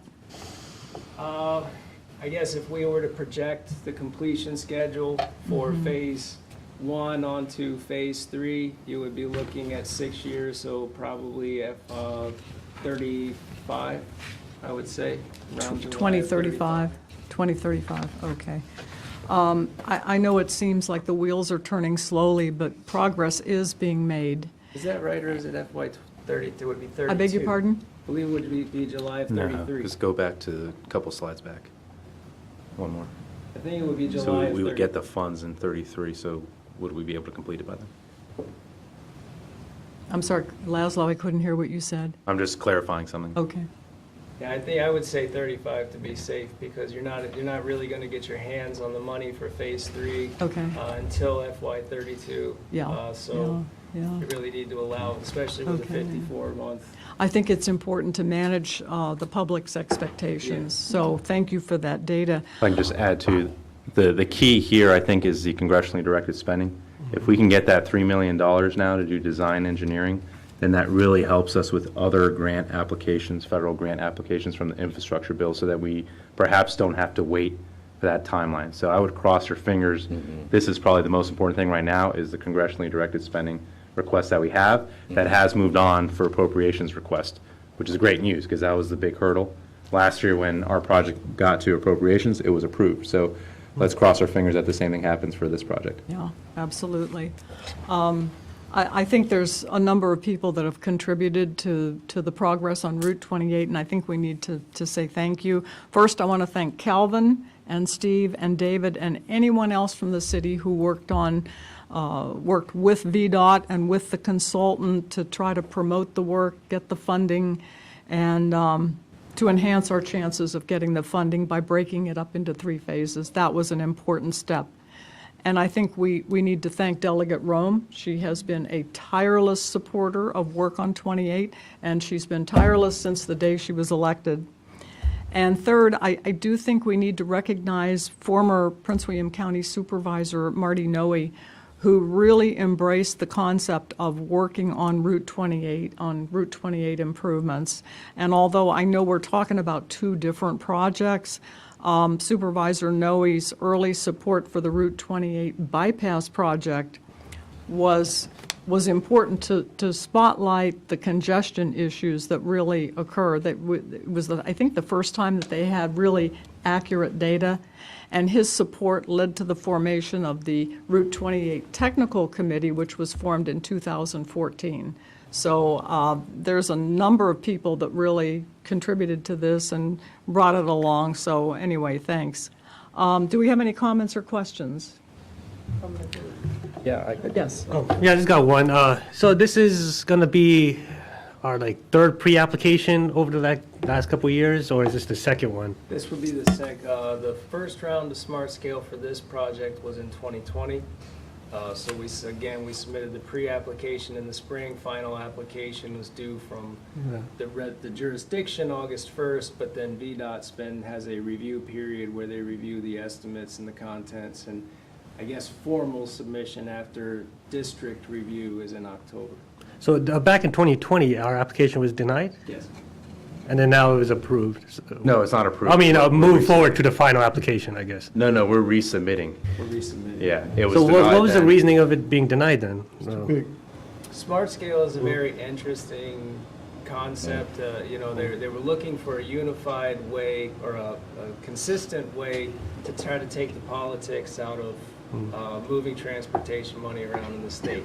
So they came up with a way to score projects, and the best scoring you get is really congestion relief per lane mile, travel time improvement per lane mile. So whenever you shorten down a project, or it's a small segment of road like 2 miles like this, you're already up against it with Smart Scale. If you wanted to reconstruct 20 miles of Route 66, you'd probably score great. But any short project's going to have problems scoring well on Smart Scale because of how heavily that one issue is scored. But they have changed the scoring since the last application, and more focus on other modes of transportation, multimodal transportation, pedestrian improvements. By reducing the overall cost, this should score better because this does include pedestrian improvements, and wish we had some sort of multimodal aspect like a bus, a park and ride lot or something like that would really set this project off. Okay. I just want to know what the difference between then and now is. Thank you. Follow-up? Comments or questions? Yeah, thank you. I think Yes. Madam Mayor, you forgot to include yourself on a list of thanks because you served on the Route 28 Steering Committee, and there was a lot of meetings and battles there. And you and I both attended the technical committee meetings. Right. Yeah. There weren't fun meetings sometimes, and they were contentious, but but I wanted to make the point, Calvin, and thank you for this, I support this. My philosophy on this is that there's no silver bullet solution for Route 28 to improve it. It's going to take multiple options, and this is included. I think the bad news, I think you mentioned it in your earlier slide in your presentation about Old Centerville Road and that project and NVTA 6-year program update not making the list. That would have helped because I always believe you need a parallel road to 28 to improve it, to allow for access. But it didn't make the list for the 6-year update in NVTA due to the large number of comments that were against it, unfortunately. But yeah, I support this, but I also support other efforts that we can try to come up with and what's available to improve 28, because it's not just this that's going to improve it, it's a lot of solutions. But thank you for this. Any other comments or questions? Okay, staff recommendation is that the governing body adopt and approve a resolution of support for staff's final application for smart scale funding for the Route 28 Centerville Road Corridor Improvements Innovative Intersections Project as presented. Moved. Second. All in favor? Aye. Opposed, abstained, motion carries. Thank you. Okay, moving on to 9B, that would be utility services for automated meter infrastructure. Calvin? Many of you know we talked about during the ARPA funding presentation and the CIP presentations, the city's water meters and meter reading system that are currently installed date back about 15, 16 years to where we did a comprehensive meter replacement to go from touch reads to AMR reads, where we drive around in a vehicle, attempt to pick up the radio signal from the meters, and if anything doesn't get picked up, then we have to personally visit those meters and try to get a reading. But AMR is, driving around, getting within range of your radio antenna on your meters so that you can pick them up, then bringing the data back here, loading it onto a device so that water billing can see what was read, what wasn't read, and load the readings in. 15 years is about the industry standard for the life of a meter. Once meters get 15 years old, they tend to start reading inaccurately in favor of the customer, which we run a water sewer enterprise fund. We don't like that. We would rather them continue to read accurately.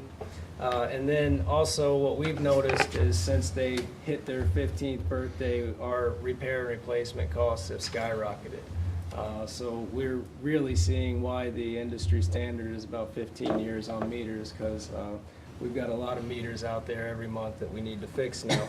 So we knew we needed a comprehensive citywide meter replacement, but knowing that there are new technologies out there, technologies that can save staff time, technologies that can provide better information to our customer base, we actually wanted to explore AMI.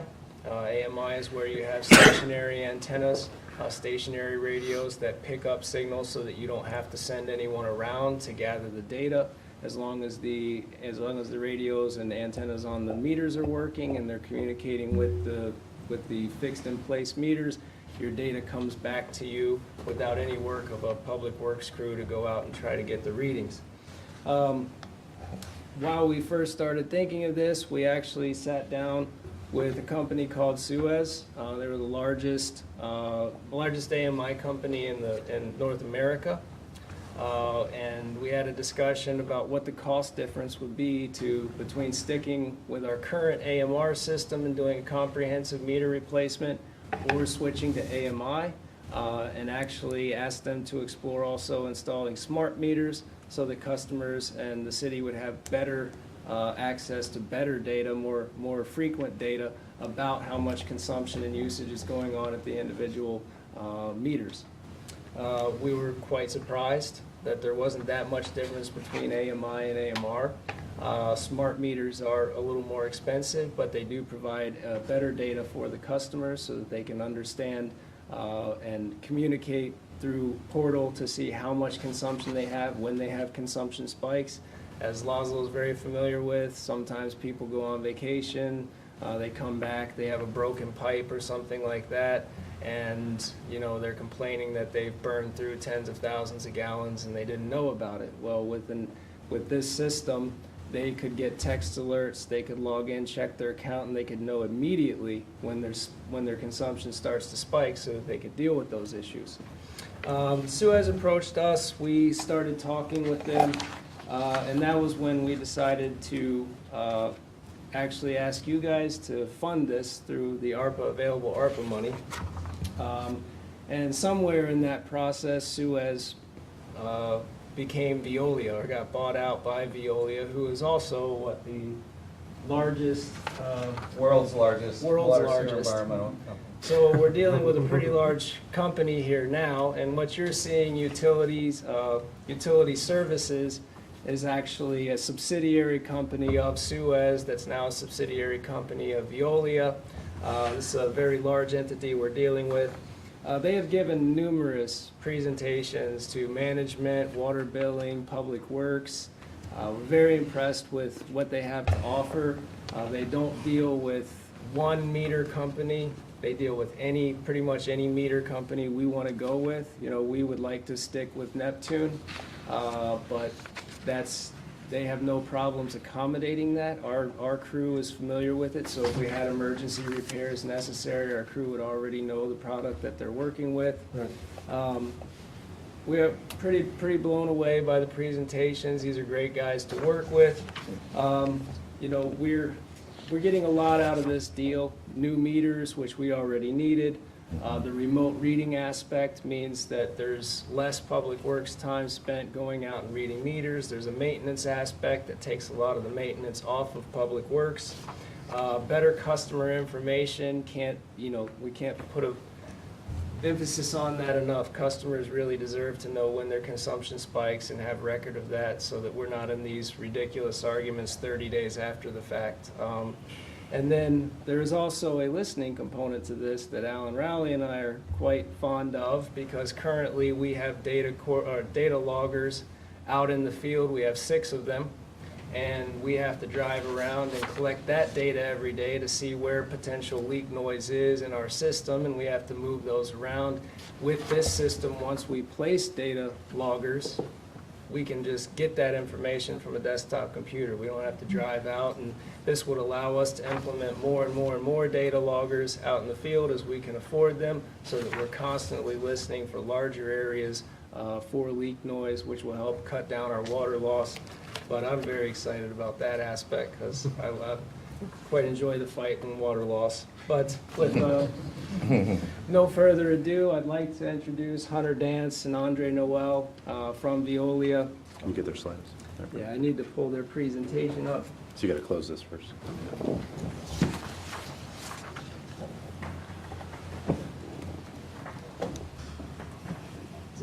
I don't have it in this. Where did you stick there? It's right on the bottom. On the desktop, it's already open. Oh, there we go. PowerPoint or PDF? Yes, PowerPoint. There we go. Thank you. Yeah, Hunter Dance and Andre Noel. Okay, thank you. Welcome. Thank you. Good evening, Mayor, Vice Mayor, council members, city staff. My name's Hunter Dance. I'm the water system consultant for Central and Eastern Virginia. I'm out of Richmond. And it's been an exciting road. We've been working on this with you all for about 1.5 years, I believe. We also, utility service company. That's who the contracts are for, invoicing. We're father and son started business in 1962 out of North Carolina, maintaining water storage tanks. So I've also started that process with you all on the city's water tanks. So very happy to be here. Andre Noel is a director of revenue and metering services for North America. So he came all the way from Alabama to visit with you all and present. And I'm going to give it to him, but thank you very much for the opportunity. Thank you. Welcome. Thank you. And thank you, Mayor, Vice Mayor, council members, City Clerk, City Manager, City Attorney. Again, it's a pleasure to be with you. As mentioned, my name is Andre Noel. I'm the Director of Revenue Management and Metering Services. Kind of a unique title, but the Veolia, as Suez, we are a very unique company because not only do we provide solutions, but we also own these solutions, because we are actually the largest owner, operator, and maintainer of AMI systems in the country. So that kind of makes us kind of unique, because we use these same systems that we provide to you today.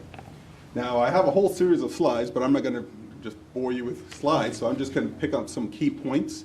But this will also serve as a great reference document for you as well, to better understand the services that we're going to be providing to you.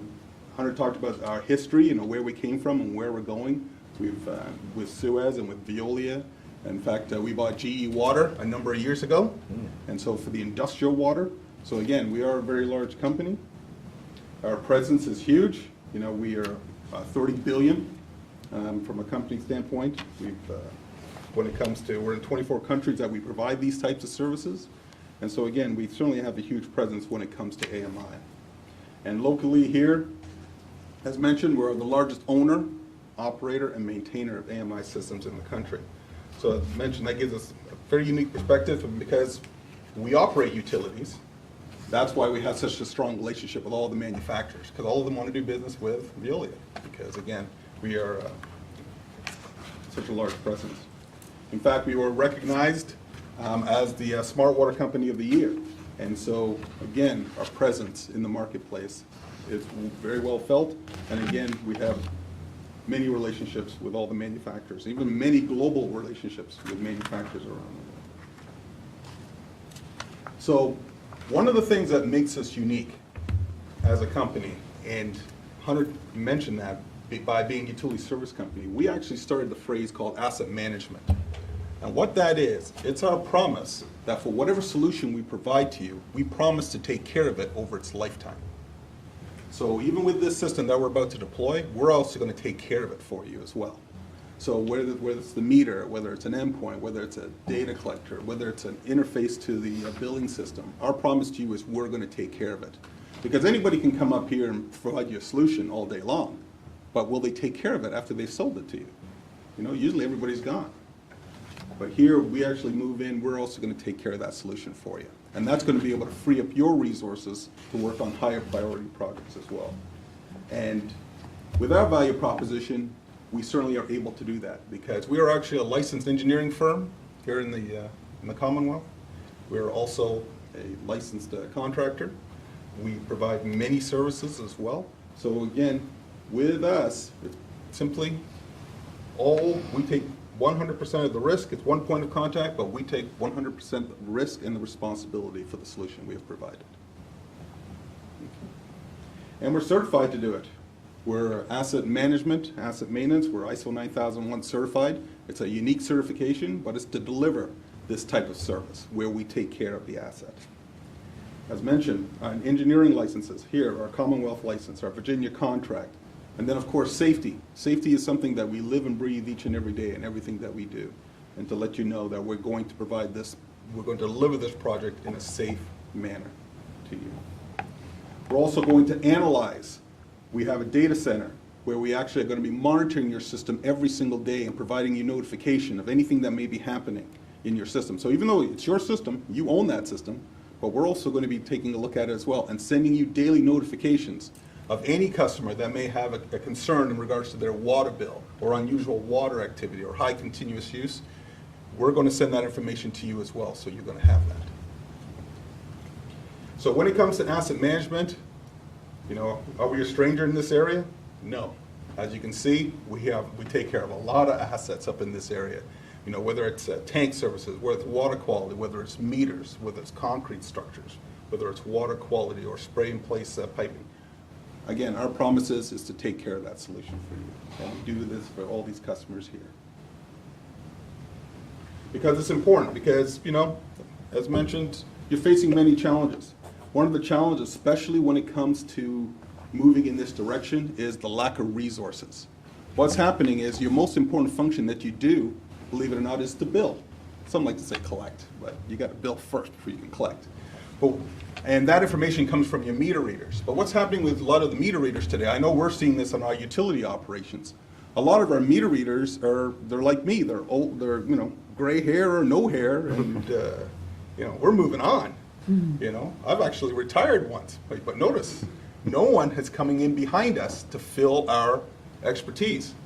And so what's happening is, that's driving one of the reasons why we need to automate. So these individuals can be promoted to other positions. They are permitted to retire. And so again, and certainly another one of the benefits associated with this. But as mentioned, this system is going to provide you with some unique benefits. Instead of 1 meter reading per billing period, because even with AMR, you only get 1 meter reading. With manual reading, 1 meter reading per billing period. With this system, you're going to get 1 meter reading every single hour of every single day. So during this meeting today, you would have got at least 3, maybe 4 meter readings from every meter in the system. So I can tell right now that, you know what, that flapper and that commode, it's not seating properly, it's leaking. You left the water on, you must be filling your pool, or you've got a serious leak. You know what, it looks like somebody's tampering with the water meter, it's empty, somebody put a straight pipe in.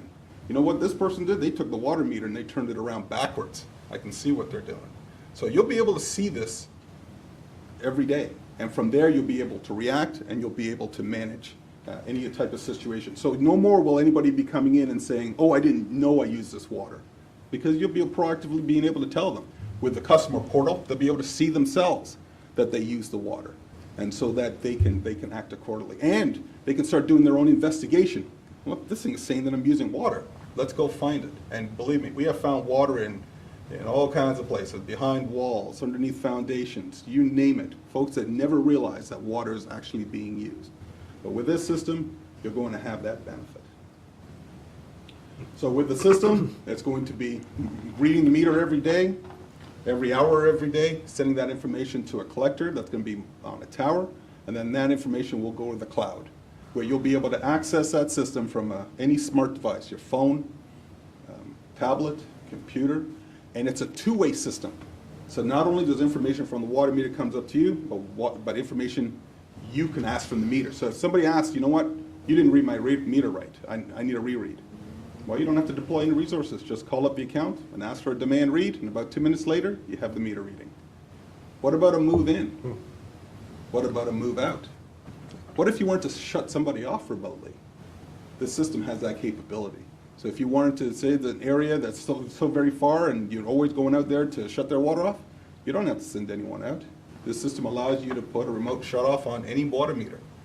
And you can do it. But of course, remember my title, Director of Revenue Management? Make sure you still charge for the service. Even though you can do it automatically, you still charge for that service. So again, very, very powerful system.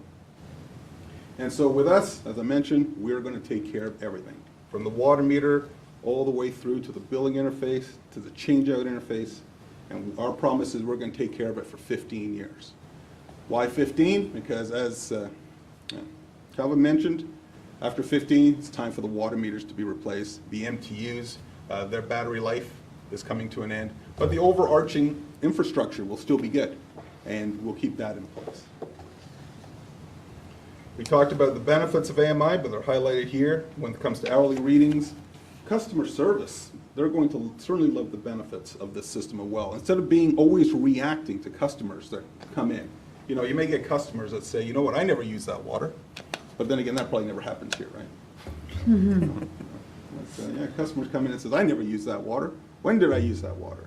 Well, now you'll be able to do that. You can start moving from having better asset accountability. We're going to GPS locate every single meter, so you're going to know what's out there in the field and where it's located. Hopefully with these new meters, we're going to reduce your non-revenue water so that you're going to be, so hopefully that will drive up your revenues as well. So certainly a lot of benefits associated with this system.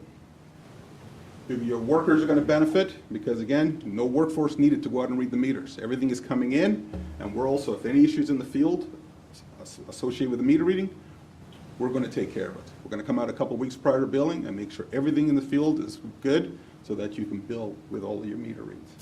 So no more manual processes, no more handhelds to have to keep account of. That goes away. Customer service is going to improve. You can do flexible billing. You can start doing what we call customized rates. So if you want to start looking at different rates for different time periods, you can start looking at that as well. No more high water bill complaints. But again, you don't have that here, right? No more. Right? And you don't have to worry about bill forgiveness. Because even our utility, we have many that come in and say, you know what, you need to forgive this bill. No, we don't, because here's your usage. You know, and you have a portal. You could see that you were using this water. And so you don't have to worry about that anymore, because that information, they'll have access to it as well. In fact, we have a system in Bayonne, New Jersey. We've installed it 7 years ago. To date, we have received over 5,000 letters from our customers saying thank you for their billing notifications. Over 5,000 letters. So the question I always like to ask is, how many letters have you received for your billing notifications? So we selected a system for you. We selected the Claristar RF system. We selected this system because it's an open system. It means a system that you're not locked into any manufacturer. You can do with it as you wish. It also comes with a licensed frequency from the FCC. And that frequency belongs to you, the city. It's your frequency, protected. So you don't have to worry about interference. You don't have to, you've got the security, you got the encryption. Everything is on this frequency, and it's owned by you. It's expandable. So if you want to take on gas or electric, you can do that. If you want to, again, we're going to include a customer portal. It can grow as your needs grow. So if you want to start looking at pressure monitoring, we already talked about leak detection, we're also including. But this system will grow. You will become you have the ability now to become a smart city. or a smart utility. Where this is going to be the M2, we're going to install it underneath the water meter lid, and it's going to capture all the hourly reads. And it stores also 96 days of hourly reads. So say a data collector was to go down, you say, well, where's that information? There's still 96 days of hourly reads in this unit, and it will backfill once that data collector comes back online. And you can see the compatibility of this down below. Here you can see kind of a snapshot of what you're going to see. But again, those icons represent meters. Those are the GPS location, and the colors telling you what in fact is going on with each one of those meters. So you'll have this event-based analytics. And from there, what you see, you can communicate via text, email, phone, have someone go out, and you can address any of these issues in the field. You'll be able to see continuous, constant consumption, a zero consumption, negative consumption, abnormal consumption. You'll be able to see this. We'll be flagging all of this in the system. And of course, this information will be available to the customers through their portal. But of course, customer service can proactively go out there in the system. You know, proactive notifications, and as I mentioned, we monitor in the system as well. So we're going to also be very proactive in putting notifications. So in case you just didn't see it, we're going to provide that information to you as well. We're also including an acoustic leak detection system as well. So we're going to, this system is very unique because when we put this on your water mains, what's going to happen is it's going to listen around 2 o'clock at night. It's going to listen for any leaks that occur in your system. But what also makes this system unique, not only does the information go to the cloud, so you don't have to send anyone out in the field, but it also correlates. So it'll tell you where the leak is. So that's going to save you some time as well. We also included a propagation study to show you how we're going to do the network. And for your system, we've got 4, if I can see there, data collectors that we're going to position and take care of your reads. And you can see there's quite a level of redundancy. And again, that's to make sure that if a data collector came offline, it gave us enough time to go and get that data collector back online without affecting your ability to get all your reads. So we designed it with redundancy. Here's a little bigger picture of it there. We also did a financial justification. And one of the things we were able to find out that certainly your non-revenue water is about 27%. So certainly new meters is going to have an impact on that. But you can also see that the project is very cash positive as well. So because we're changing out those water meters and the fact that we don't have to send individuals out in the field to do rereads and move in, move outs, that financial benefit you're going to realize. And don't forget that once the project is paid for, that additional revenue you can use for other things. I'm sure this council can find ways to use additional funds. So you'll have that because again, remember your revenue, your cash base is from your water meters. That's what drives everything that we do. It comes from those meters. So you're going to have accurate meters in the system. We're going to take care of the project. These are the individuals and the roles that they're going to be filling in. We've got a timeline set out for you. We hope to get it within 9 to 12 months. We have everything completed. Of course, we know what's going on in the world today with supply chains and things of that nature, but our goal is to try to complete this project in a 12-month period. We're also going to take care of the interface to your billing. That's one of the first things that we're going to do, and it's our responsibility. So we're going to work directly with your billing, your CIS vendor, and we are going to take care of that interface. That is our responsibility to manage and maintain over 15 years. So we'll take care of the software interface. We're going to take care of the interface from the billing standpoint. And so again, you'll be able to bill with all of your reads from the meters. And then from an asset management program, in taking care of the system, as mentioned, we're going to take care of it. That's our responsibility. So in conclusion, our promise to you is to deliver the best-in-class AMI system, to be your single source of responsibility and accountability, to take 100% risk and responsibility for that solution. We're going to provide the on-site field service, the maintenance, the labor and support. We're going to take care of all the software upgrades, so it's unlimited. It's on us. We're going to take care of the upgrades. And the training. We know people come and go. We're going to take care of the project management, the IT expertise, and again, we're going to provide you the best technology, products, and services that we can. Again, our promise to you is to deliver an AMI solution to Manassas Park that will make you proud. So in conclusion, as I like to say, when Veolia Advanced Solutions, Utility Services Company Inc., when we provide a solution, we don't move out, we move in. Okay. Any questions? Excellent, thank you very much. Certainly, the features of your system are very impressive. Very. Questions or comments? Sure, I guess I'm Go ahead. Let me ask you this. So what, for your data management, what do you guys do with the data? Is it ours? Is it yours? Are you selling it to third parties? What's going on with the data? The data is 100% yours. It's Okay. your data, and it's infinite as well. So we're going to be infinitely capturing the data. We will do what we call the data analytics for about 5 years. But you will have all the data, all the meter reads for infinite. Okay. Yeah, but it's yours. It's all yours. And then you were talking about, I guess, the billing aspect integrating with our system. So they'll include online payment as well, I'm assuming, and Yeah, so I don't know if you've already have a platform out there, but what we're going to do is, first we're going to do the interface to your billing so that when we put a meter in the ground, you can bill. So it'll come all the way through to your billing system so you can bill. Right. Then on top of that, we're going to work with your head end. Maybe you already have something through on your website today, but we're going to work on that side so that if a customer wanted to have the app on their phone so they could see their usage, to be able to opt in and have that app downloaded, and we were going to work so that if you need us to do any type of information such as work with bill payment or anything like that, the system will have that ability to do as well. So that they would have to integrate right now with Keystone, who Right. we utilize for utility billing, and then if we move, when we move to a new ERP, they would have to integrate with that. whatever system we have. Yeah. And then my last question is, so I guess the rate, the annual maintenance rate, is that locked in, or are we anticipating rate increases, Yeah, so- user fees increases? Yeah, so I'm sure you're referring to the annual fee? Is that what you're referring to? Yeah, right, I guess the annual fee, the Yeah, 78. so that typically goes up these days about 3.5% a year, and just really for inflation and because of labor rates and things of that nature. But the reason we put the fees the way we structure them, too many times manufacturers, what they will do is they will supply a solution and they'll show you one fee, but then they realize there's a whole lot of other fees that they put on you, and that you have to go out and set up the data collectors, the backhaul. Oh, by the way, you need a maintenance contract for the data collectors. Oh, by the way, you want unlimited software upgrades? That's something else. Oh, by the way, you want somebody to monitor your system? That's another fee. So all these additional fees is what shows up after the fact.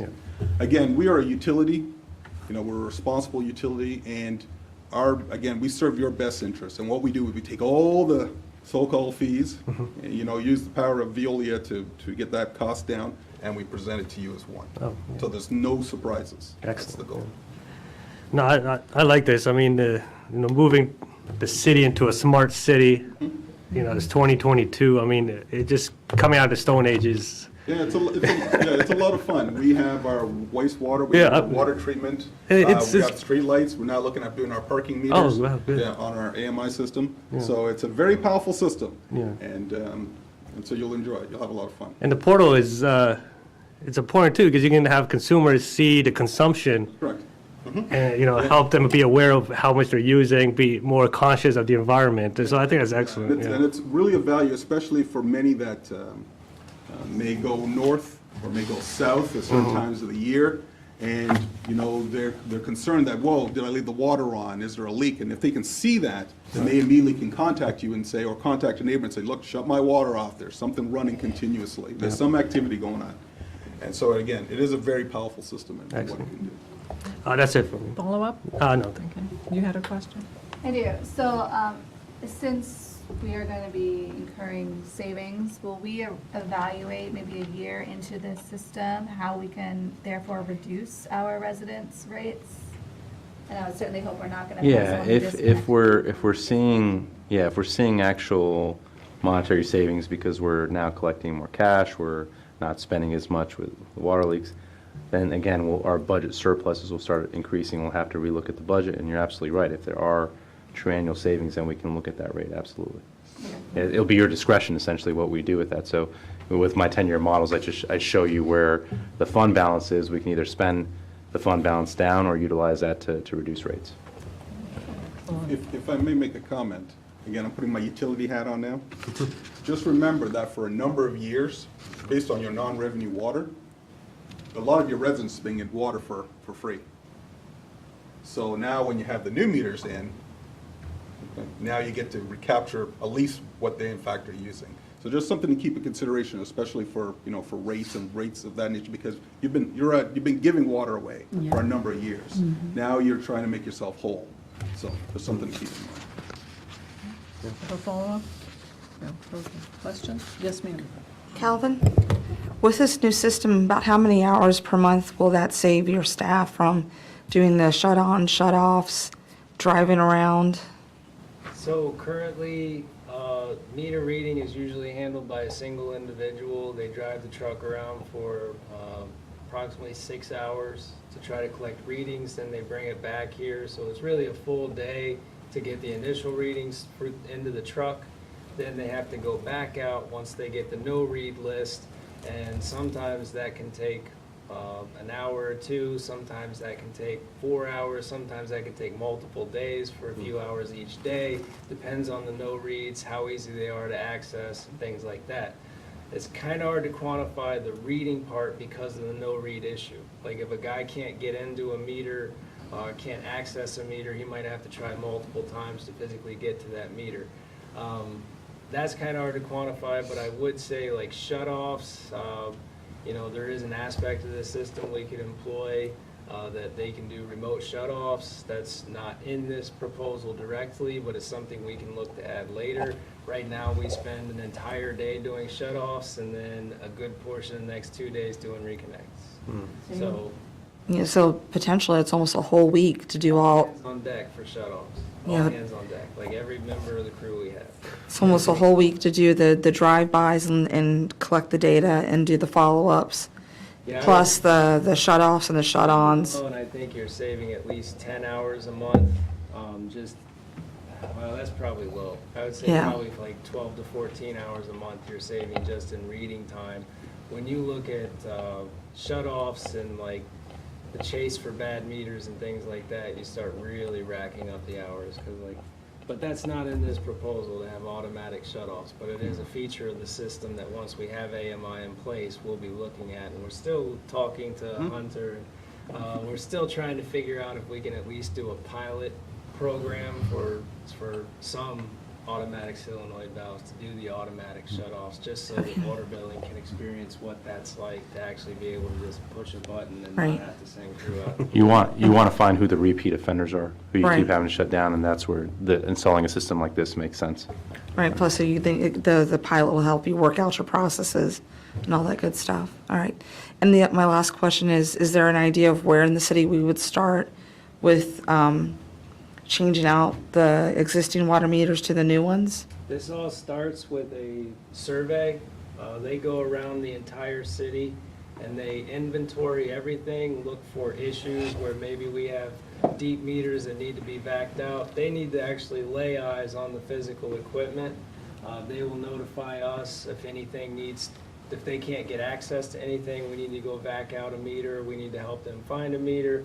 And then after that, I assume they'll formulate their plan for where to start, but I don't think would it be regionally or like area-based or? So what we typically do in that situation is, you probably read by routes today or by books. So what we'll do is we'll take the route that you're currently using and we'll say, okay, we're going to finish this route this month. So that you're going to have one route completely AMI and then the other route the way that you're doing it now.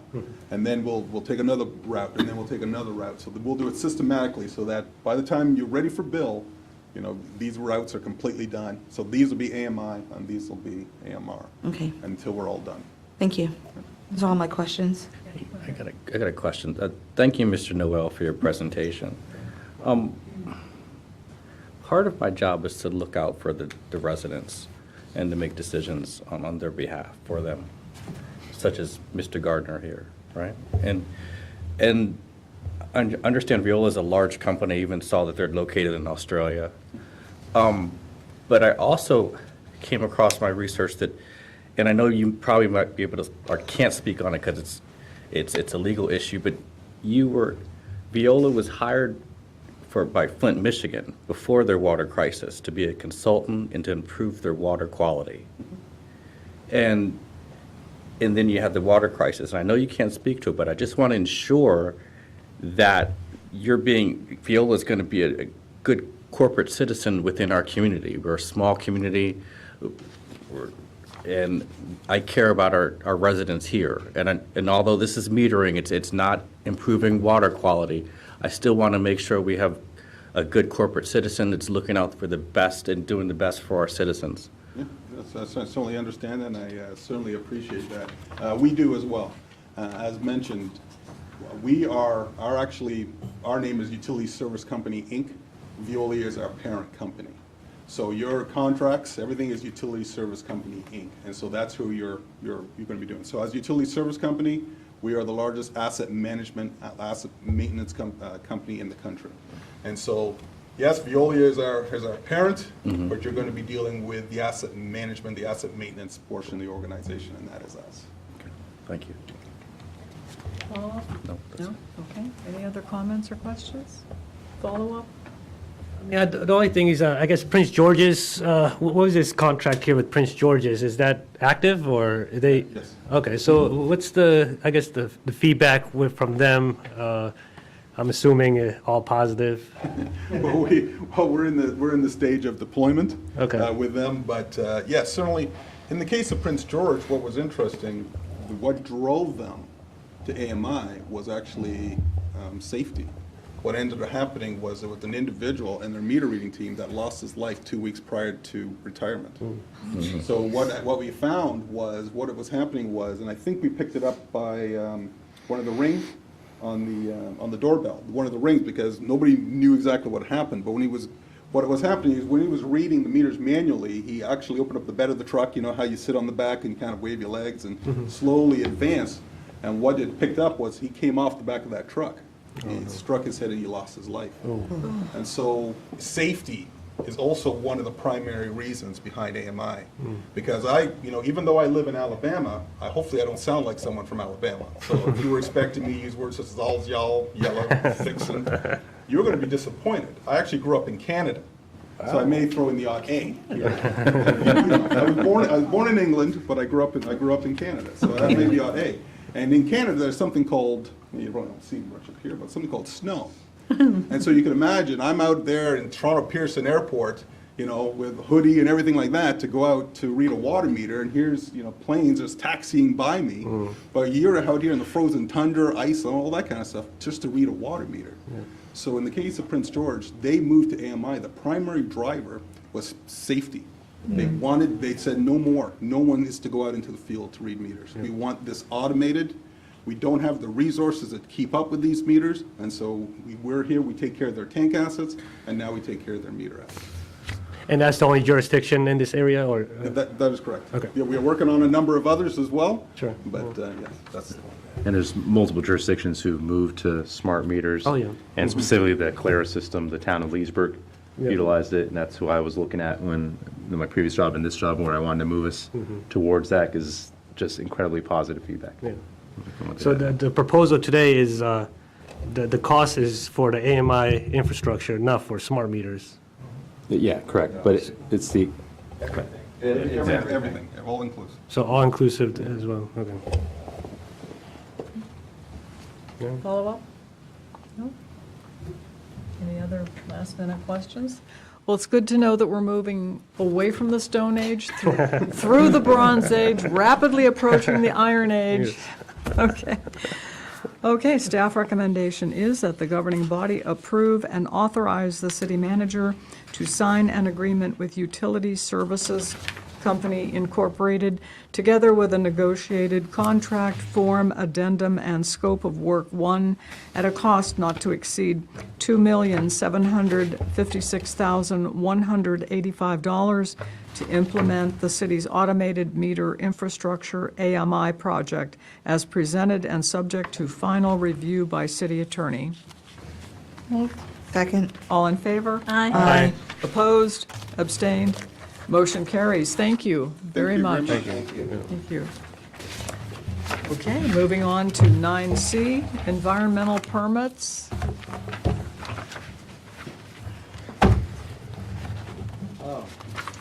Me again. Calvin. Okay, so, Everybody here is very familiar with the fact that we have some culvert issues in the city. In FY23 alone, we've got 4 separate culvert locations that are scheduled for replacement or improvement. We have two double-barrel culverts running under Railroad Drive. Then we have a double-barrel culvert running under Manassas Drive. All 6 of those barrels are along Russia Branch. And then we also have the Kirby Street culvert, which handles the Flat Branch tributary behind Mosby Ridge 2, or in front of Mosby Ridge 2. In order to do any of this work that we need to do in FY23 on these culverts, we have to square away our environmental permits to work within waters of the U.S. We already, because of the condition of Russia Branch and looking back at what happened with Mosby Culvert, we don't want to delay the procurement process on the Manassas Drive at Russia Branch culverts anymore, so we already asked Laszlo, since we're all below 20,000, to go ahead and approve that one so we could ensure that project was moving. However, we do have the Railroad Drive culverts and the Kirby Street culvert that still need the environmental paperwork completed, the analysis and paperwork completed, so that we can get started on those projects. Altogether, Bowman is quoting for both sets of double-barrel culverts under Railroad Drive $19,321.21. And then the Kirby Street culvert is $17,100.46. For a total of $36,421.67. And this would be task order number 10 to Bowman Consulting, and we're recommending that come out of the stormwater repair, replacement, upgrade, and maintenance, or stormwater RUMS line item. Any questions? Questions? Comments? Questions or comments? Okay, seeing none. Staff recommendation is that the governing body approve and authorize the city manager to sign task order number 10 with Bowman Consulting Group Limited to provide engineering services for the environmental permits for the Railroad Drive culverts and the Kirby Street culvert at a cost not to exceed $36,421.67 as presented and subject to final review by city attorney. Moved. Second. All in favor? Aye. Opposed, abstained, motion carries. Thank you, Calvin, very much. Moving on to 9D, Signal Hill Park Playground Replacement.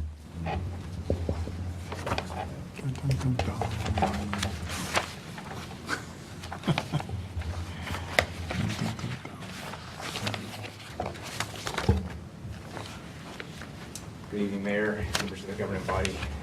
So before you this evening is a request to remove the existing playground equipment at Signal Hill Park and replace it with all new equipment, orders, and safety surfacing. So the existing equipment is approximately 26 years old and well beyond its useful lifespan.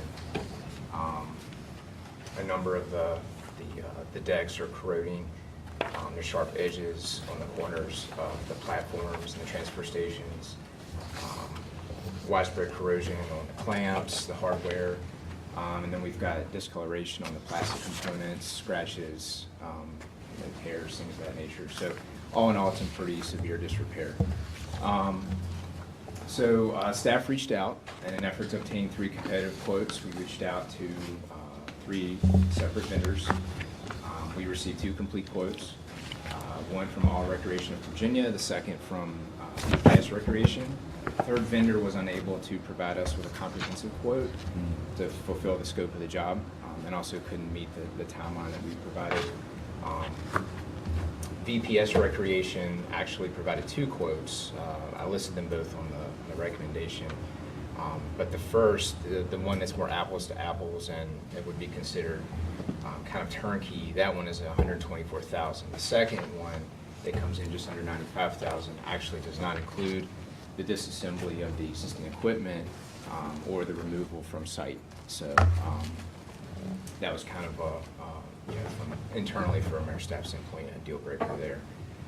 So given the reputation of All Recreation of Virginia, their kind of extensive level of experience in the industry, the work that we've done with them through the years, the responsiveness, their proximity being in Ashburn, and then their price point being superior to the other vendor.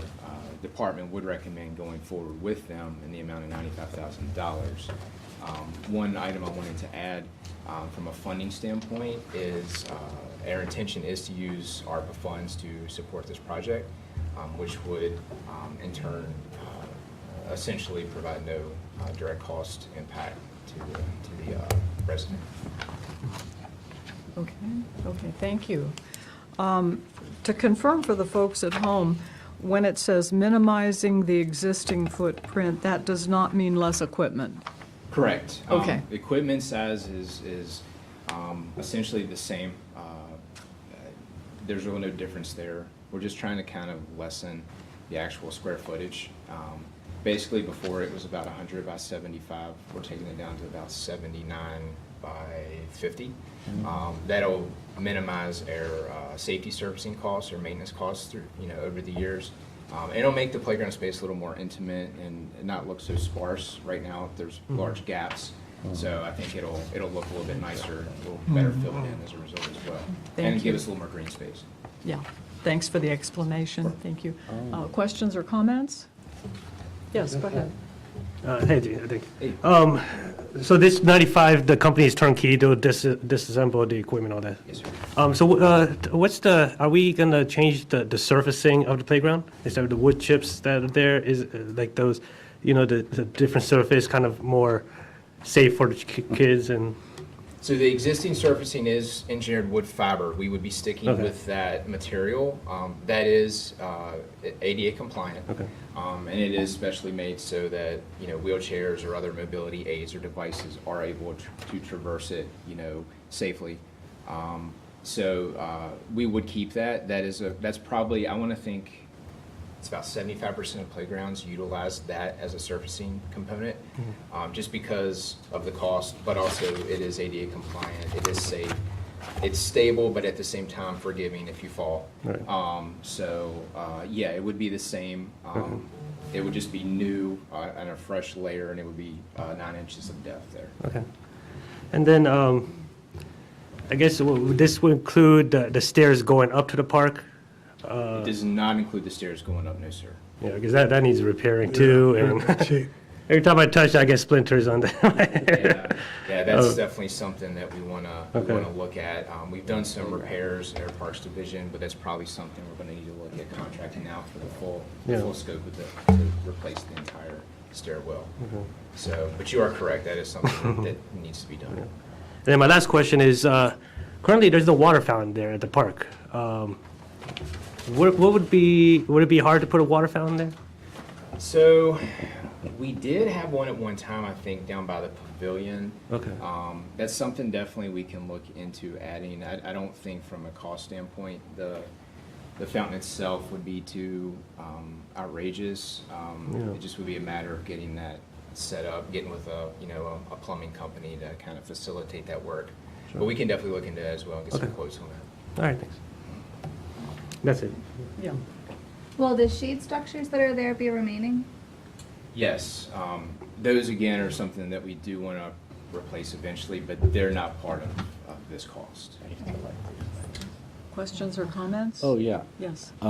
Jay, Sarah, thanks for your work on this. Is this a Frisbee golf basket? Is that what that is? No, that's like some sort of, I don't have the picture with me, but if it's what I believe you're referring to, it's like a spinner. It's a type of spinner. You get in that for small children. Yeah, you can sit. You can sit in them and you kind of spin around. Oh, it's like when we were kids, the big thing, and you go around really, really fast and make yourself sick. So part of the components are for ages 5 to 12, the other for ages 2 to 5. So it's kind of a mixture. The large structure has a combination of both, but most of the ancillary or singular items are actually specifically for ages 2 to 5. Thanks. I won't be getting on it. Thanks, Jay. Come on, Preston. I have a quick question about the slides. I know when I was a kid, the slides were old school, and a hot day you'd burn yourself. Yeah. Tried wearing to go down a slide when you're having to wear a skirt too, made out of polyester. But have they changed the slides now so the little ones, including adults, don't burn themselves on the slides? Those are UV-20 protection on those plastics. It helps with the durability, but my understanding is it also helps with the heat absorption. I can do a little more research with the vendor on I that. just want to make sure that, we can't cook an egg Yeah, on those yeah, slides. You can't cook an egg in them. It's not like the ones we used to have. They have definitely some improvements through the years. Yeah. Do you have a follow-up? No. Okay, yes.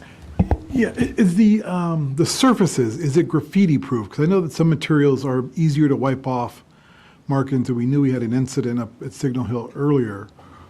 Do we know what kind of surfaces this material is? Is it porous? Is it something that will? I don't believe it is graffiti proof. Okay. I was talking to the contractor today, one of them, about kind of to get an idea. I talked to Dean earlier and Chief Lugo off and on about the situation with the vandalism and looking at some kind of options there as far as trying to get compensated the city for that, that destruction of property. But when I talked to the vendor, they have a company they work with that actually comes out and does graffiti removal, and basically like it's a professional company that does that. So I'm waiting to hear back from him to see kind of what a cost would be to restore the equipment in the event that we were to have a situation, just as a gauge to kind of understand cost-wise what the perpetrator would kind of be liable for in the event that we weren't replacing this and did need to in turn just fix and restore what we had. He did not mention in that conversation about it being graffiti, because he even made the comment, "Wow, that's awful! I can't believe that happened." So I don't think that it is. I'm happy to inquire about a material if they provide an option that is, but I would imagine there's probably going to be a price point difference there. But I'm happy to look into it and see. I'm curious to know if there were such a product. Follow-up? No, thank Any you. other questions or comments? Okay. The staff recommended motion is that the governing body approve and authorize the city manager to sign an agreement with All Recreation of Virginia Incorporated for the Signal Hill Park Playground Upgrade Project at a cost not to exceed $95,000 as presented and subject to final review by city attorney. So moved. Second. All in favor? Aye. Opposed, abstained, motion carries. Thank you. Thank you. Indoor pool deck recoat. Welcome. Thank you. Haven't seen you for a while. Yeah. City Council. Before you tonight is a project for the indoor pool, the concrete deck on the indoor pool. At just under 13 years of age, the deck has lost its slip resistancy. There's cracks in the concrete, divots. It's pretty slippery to walk on with wet feet. So as part of the capital improvement projects that was funded for this fiscal year is to get the pool deck recoated. We reached out to 4 different vendors. 2 were able to provide quotes. The one that we're recommending is East Coast Decorative Concrete. The coating that they would be providing would be a hermetic quartz epoxy floor system. This is a seamless, durable system. Drastically increases our slip resistancy on the pool deck. And it's chemical resistant, antimicrobial, and meets or exceeds all ADA requirements. Okay. Thank you. Comments or questions? Yes. One question. First of all, thank you for the report, and it's exciting. We're going to get our pool redecked. But the differences in the 2 quotes is unbelievable. Why, do we know why one was twice the amount of the other? I think the one that the higher priced one wasn't as comfortable with the scope of work as far as how big it is. They're used to doing more Bigger. Residential. And I think that might be part of the reason why the other 2 companies didn't come back with us. Now, Sundeck of Washington was one of the other places I reached out to. They were the ones that did the decking over at Signal Bay 7 years ago. They're not able to do large scale projects. Okay, that's good. Appreciate that. Thank you. Questions or comments? Okay. Yes. How long will the pool be closed? About 2 weeks. So they say it'll take about 5 to 7 days to do the work. Then they're counting on about 3 days of cure time, just based on how humid the environment is in there. We're going to advertise a 2-week closure just to be safe. If for some reason, we're able to open up sooner and we'll have staff available, towards the end of that week, then we will. The plan is to get it done during our shutdown week, which is in about a month. So this is a pretty quick turnaround, but East Coast Decorative Concrete has assured us that they can schedule us for that time. So we're trying to kind of reduce the impact on our patrons by getting it done while we're already going to be shut down, so that we don't have to shut down later in the year for another 2 weeks. So usually our shutdown week is a week. We'll have our normal shutdown time, and then we'll just extend, everything else will open back up. The pool will just remain closed for an additional week. Okay, thanks. Any other questions or comments? I got Okay. I got one, sorry.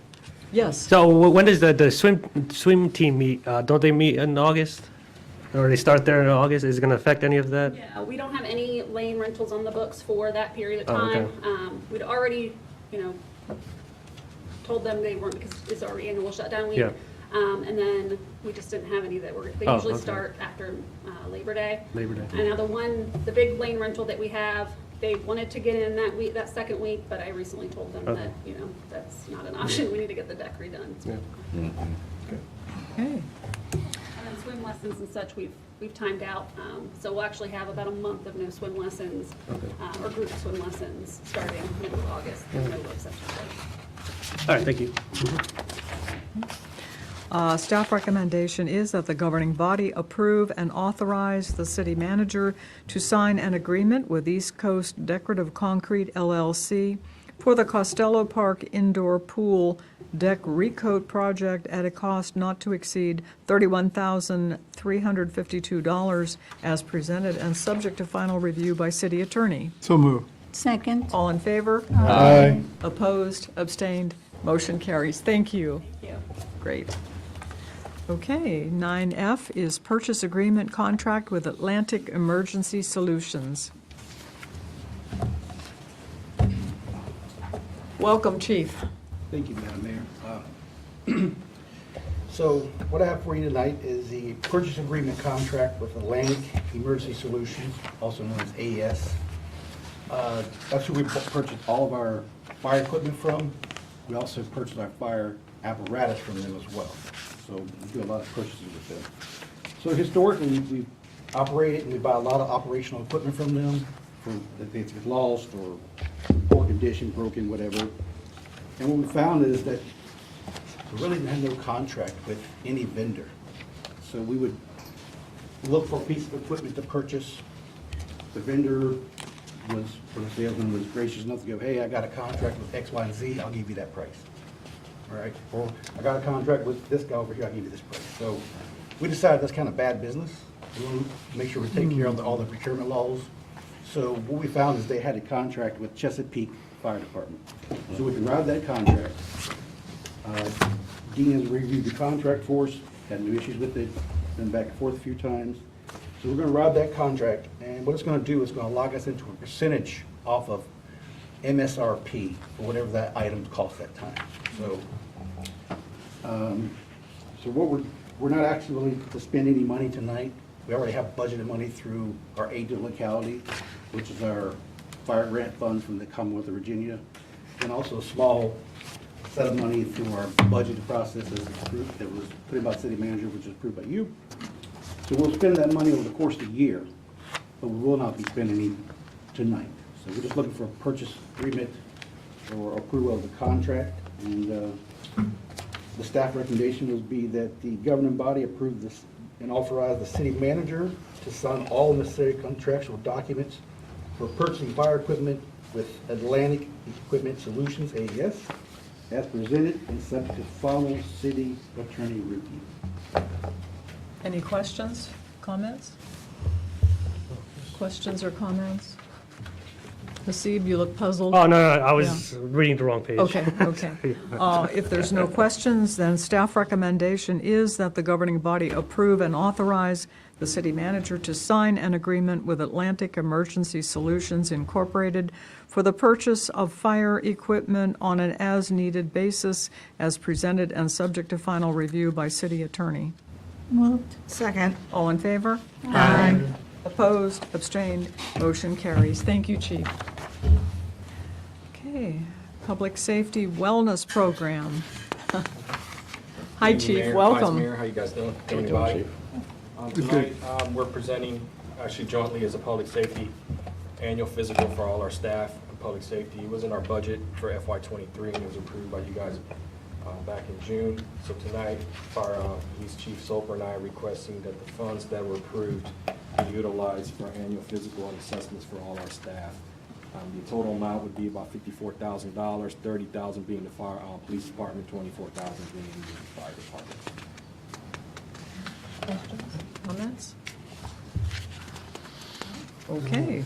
Staff recommendation is that the governing body approve and authorize the city manager to sign an agreement with LifeScan Wellness Centers for annual physical assessment services for all city public safety staff at a cost not to exceed $54,000 as presented, subject to final review by city attorney. Moved. Second. All in favor? Aye. Opposed, abstained, motion carries. Thank you. Okay, thanks. Purchase Authority 9H. Good evening again, Mayor and members of the governing body. This is a very simple agenda item. It corrects our ordinance in two areas. One, there was a typo in the numeric value for what my authority is. It should have been 25,000.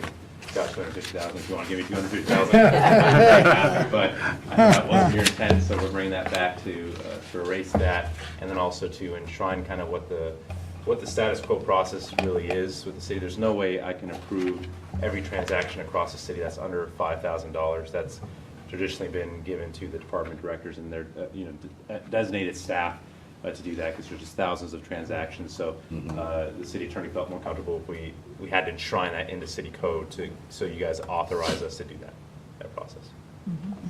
Questions? I do. Comments? I have a question. Yes. Yes, ma'am. Does the city code prevent split purchases? I remember that back from my days and doing the purchase card program. What do you mean by split? So let's say, for example, you have the purchase is $40,000. So to stay underneath the approval, you put $5,000 on the card for one transaction. Then you wait, and then you put another, and then you do another. No.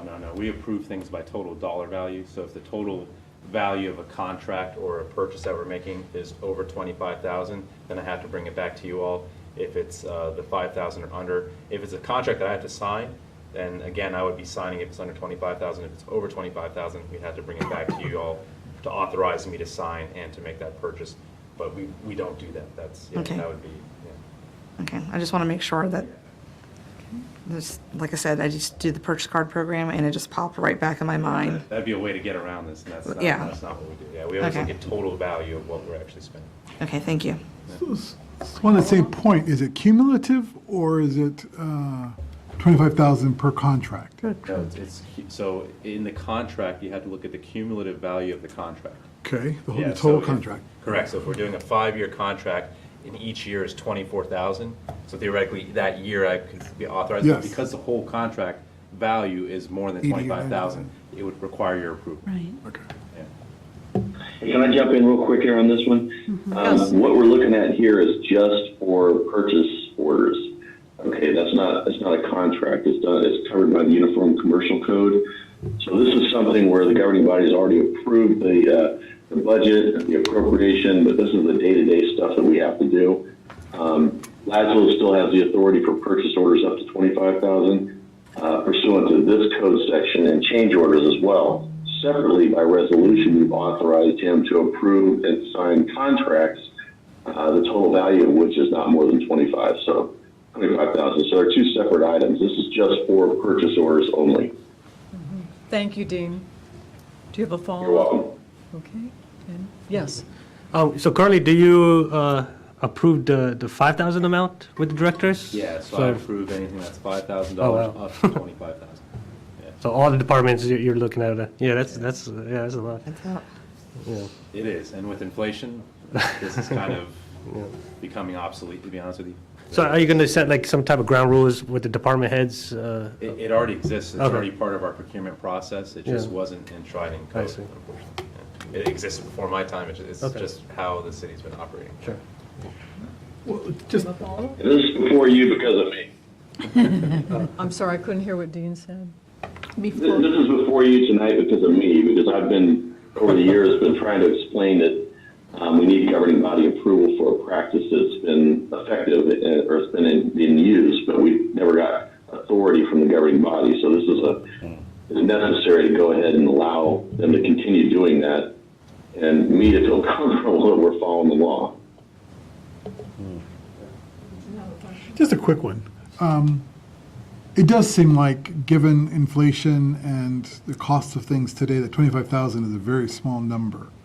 Do we know what surrounding city managers have? I mean, per our size, cities that we compare ourselves to favorably. So the purchasing 50. agent of Manassas, not the city manager, the purchasing agent, a Yes, lower level employee, yes, has yes. $250,000 approval authority. Yeah, see, ours is way too City managers low. are Yeah. over millions of dollars essentially in Falls Church and City of Manassas, so.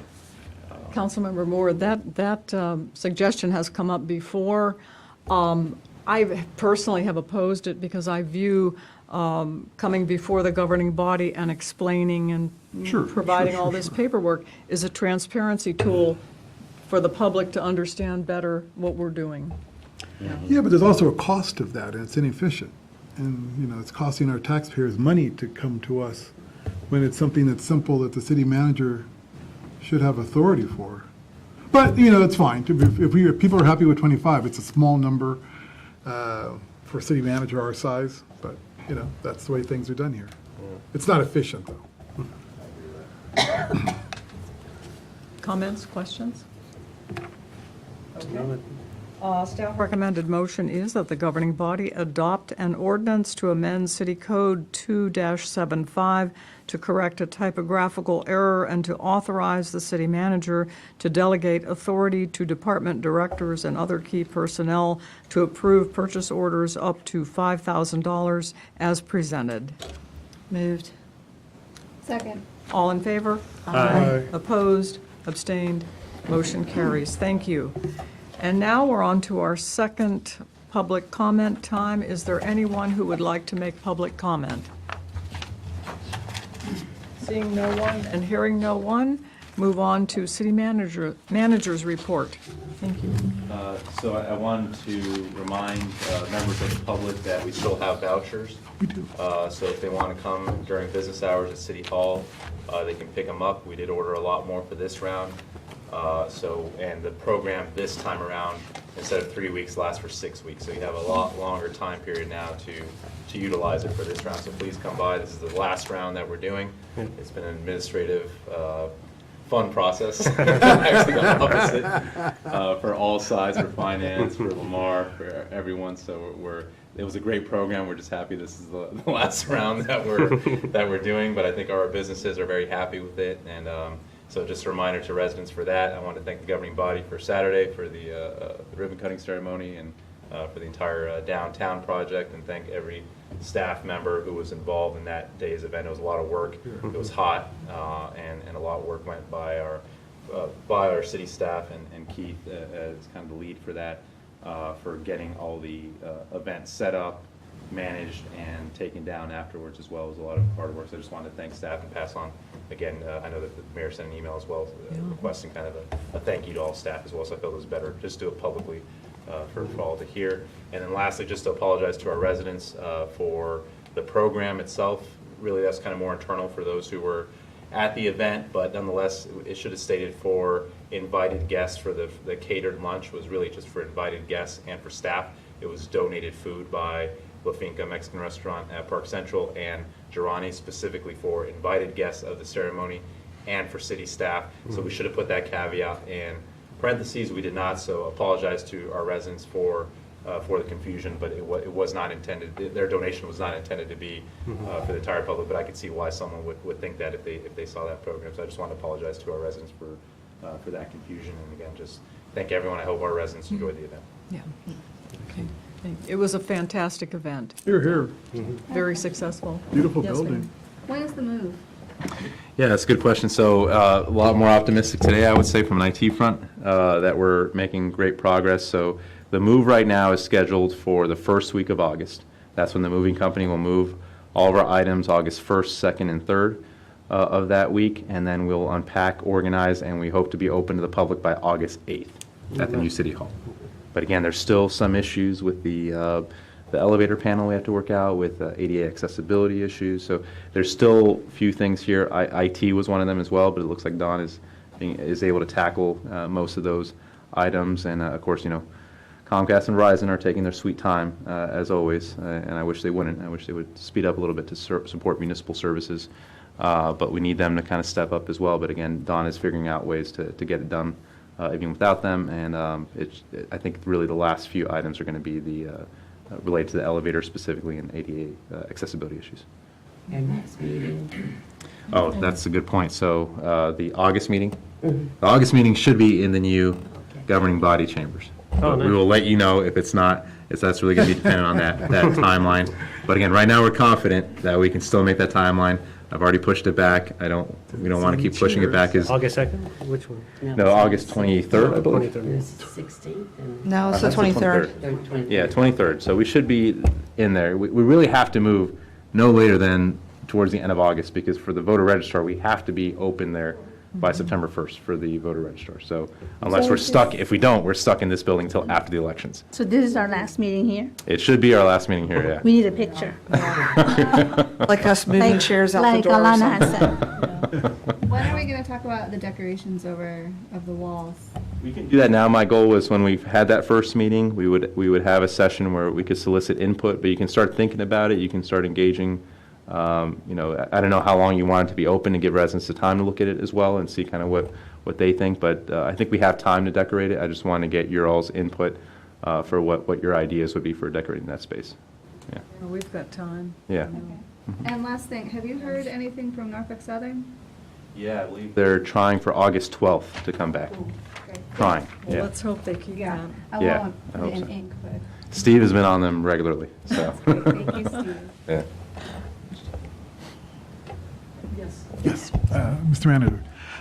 Was there a postmortem on the 4th of July event? And how did Yeah. it go? And We did our wrap-up last week, I think we did our meeting, so we're getting notes for that, so if you'd like, we can present that at the August meeting, kind of our results. For the most part, things worked better. I think one of the key questions that I actually want to engage you all was the actual fireworks themselves. We want to evaluate different options in terms of maybe not as long, but shorter, but more intense as an option. So there was a few things that we picked up for the event that we could do better. Most of it was internal operationals when it comes to communications and different things for employees that are kind of more internal. But for the big one, I think porta potties were much better this year. The food trucks were better. I think we just need a caveat for our residents. If you're showing up at 8 o'clock and you want food, you're going to be waiting in line. There's nothing we can do. Because if we're going to put more food trucks in there, no food truck's going to want to come because that's not enough business. But if you're waiting until 8 o'clock, there's just going to be a long, because what happens is you have a steady flow and then everyone decides to show up at once and it overwhelms the food truck. So we just need to put that caveat that just expect to wait in lines. But we did have more food trucks this year than last year as well. no serious injuries, no Yeah. crime, no incidences? No, none of that. So everything was fine. Parking, we had some challenges for getting people in and out. There's a lot of traffic issues that we're evaluating as well. Okay. One thing we noticed, probably need more trash cans. More trash Yes. cans? They Okay. were flowing over. Oh, right, Okay. yeah. Yeah. Yeah. Okay. And it did seem like the fireworks were more spaced out. So I think that discussion about intensity as opposed to a longer show is worth having. Yeah, I agree with that. And it's a type of fireworks as well they have, so it may have a contract impact. If you notice, like Manassas, they're like, let's see, 1, 2, 3.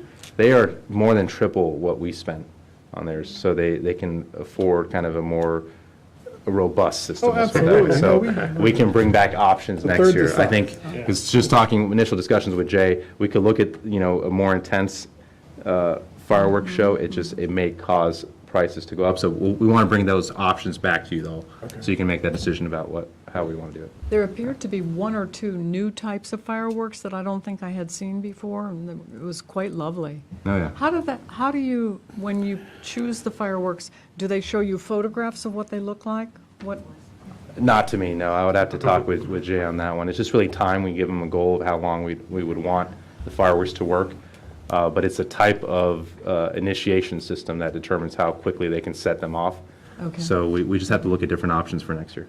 If the goal is, again, I did feel like it was a little bit too long and too spread out. But I just was randomly asking people, residents, other people, and so if you hear from your constituents kind of what their preference is, that would be helpful to us for what kind of show they would want next year. Well, I was just curious if they showed you the photograph or an artist representation of what the firework looked like at its peak, when it's exploded. Not to me, no. I Okay, don't see that. okay. Yeah, you had a Real quick question? question, not related to the 4th of July, but National Night Out. Are we doing anything this year? We are. Yeah. Will it be before we meet again, or should we announce it tonight? We or should how does that announce it work? tonight. That's a good point. 2nd of August. August 2nd. It What won't time be- is that again, Jay? 2 weeks.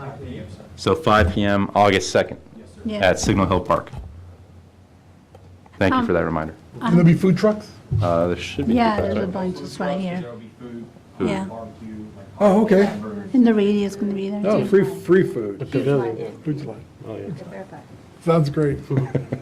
Question regarding the 4th of July. Do you guys reach out for volunteers to help you with like the parking and stuff like that? I mean, is that something that the city does? Do we do that? We ask do for with our volunteers? CERT team. So our CERT team are volunteers, and they do come out and help. Okay, Yeah. all right, thank you. Three things. The first one regarding Saturday, I heard from someone on my street that I don't really talk to, sent me an email, thoroughly enjoyed it, and wanted to thank the city for the event. He brought his whole entire family there, and they were very happy to get there's 5 of them if you count the children and the parents. They were just very happy to get the vouchers, and really did enjoy it. The second thing, can we get an update on the parking signs? Because once again, people ask me, so I ask you. Yeah, so that was actually, and it's still going to come to you all in August. It's just no longer a purchase request. But what we did with that project is we're moving first with design to scope out everything in order to resubmit the more detailed RFP to hopefully get better results back. We thought that design budget was going to exceed my authority. It's actually way under it. So we're going to proceed with the design portion of that, and then but still give you an update in August about where this project is at that point. Yeah, because it's getting progressively worse. Yeah. And just, I guess, remind people that we had a question about why can't we just put it out in a newsletter and enforce that way? So I had Chief Lugo contact them that our police just can't ticket people from one generic sign across the city. It has to be visible where you're parking. So just please remind residents of that. And again, had this been done before this massive inflation, I think we could have knocked this out quickly. But we just don't know. We were stumped why the price came back so high for this. Yeah. And then the third thing is the amount of illegal fireworks prior to and the day of the 4th of July for next year. I know there's no way on earth we can actually control that, but the best we can do is around the 4th of July, can we have some sort of campaign reminding folks? I'll show you later. Mm-hmm. I have video and audio of how bad it was. So can we do that next year? Sure, absolutely. And that's the best we can do. Yeah. And thank you for bringing up the families, because I did have families come for the tour as well. So I wanted to thank those residents who were interested in the tour and walked. Even their little kids were asking questions, so it was a fun experience. Yeah.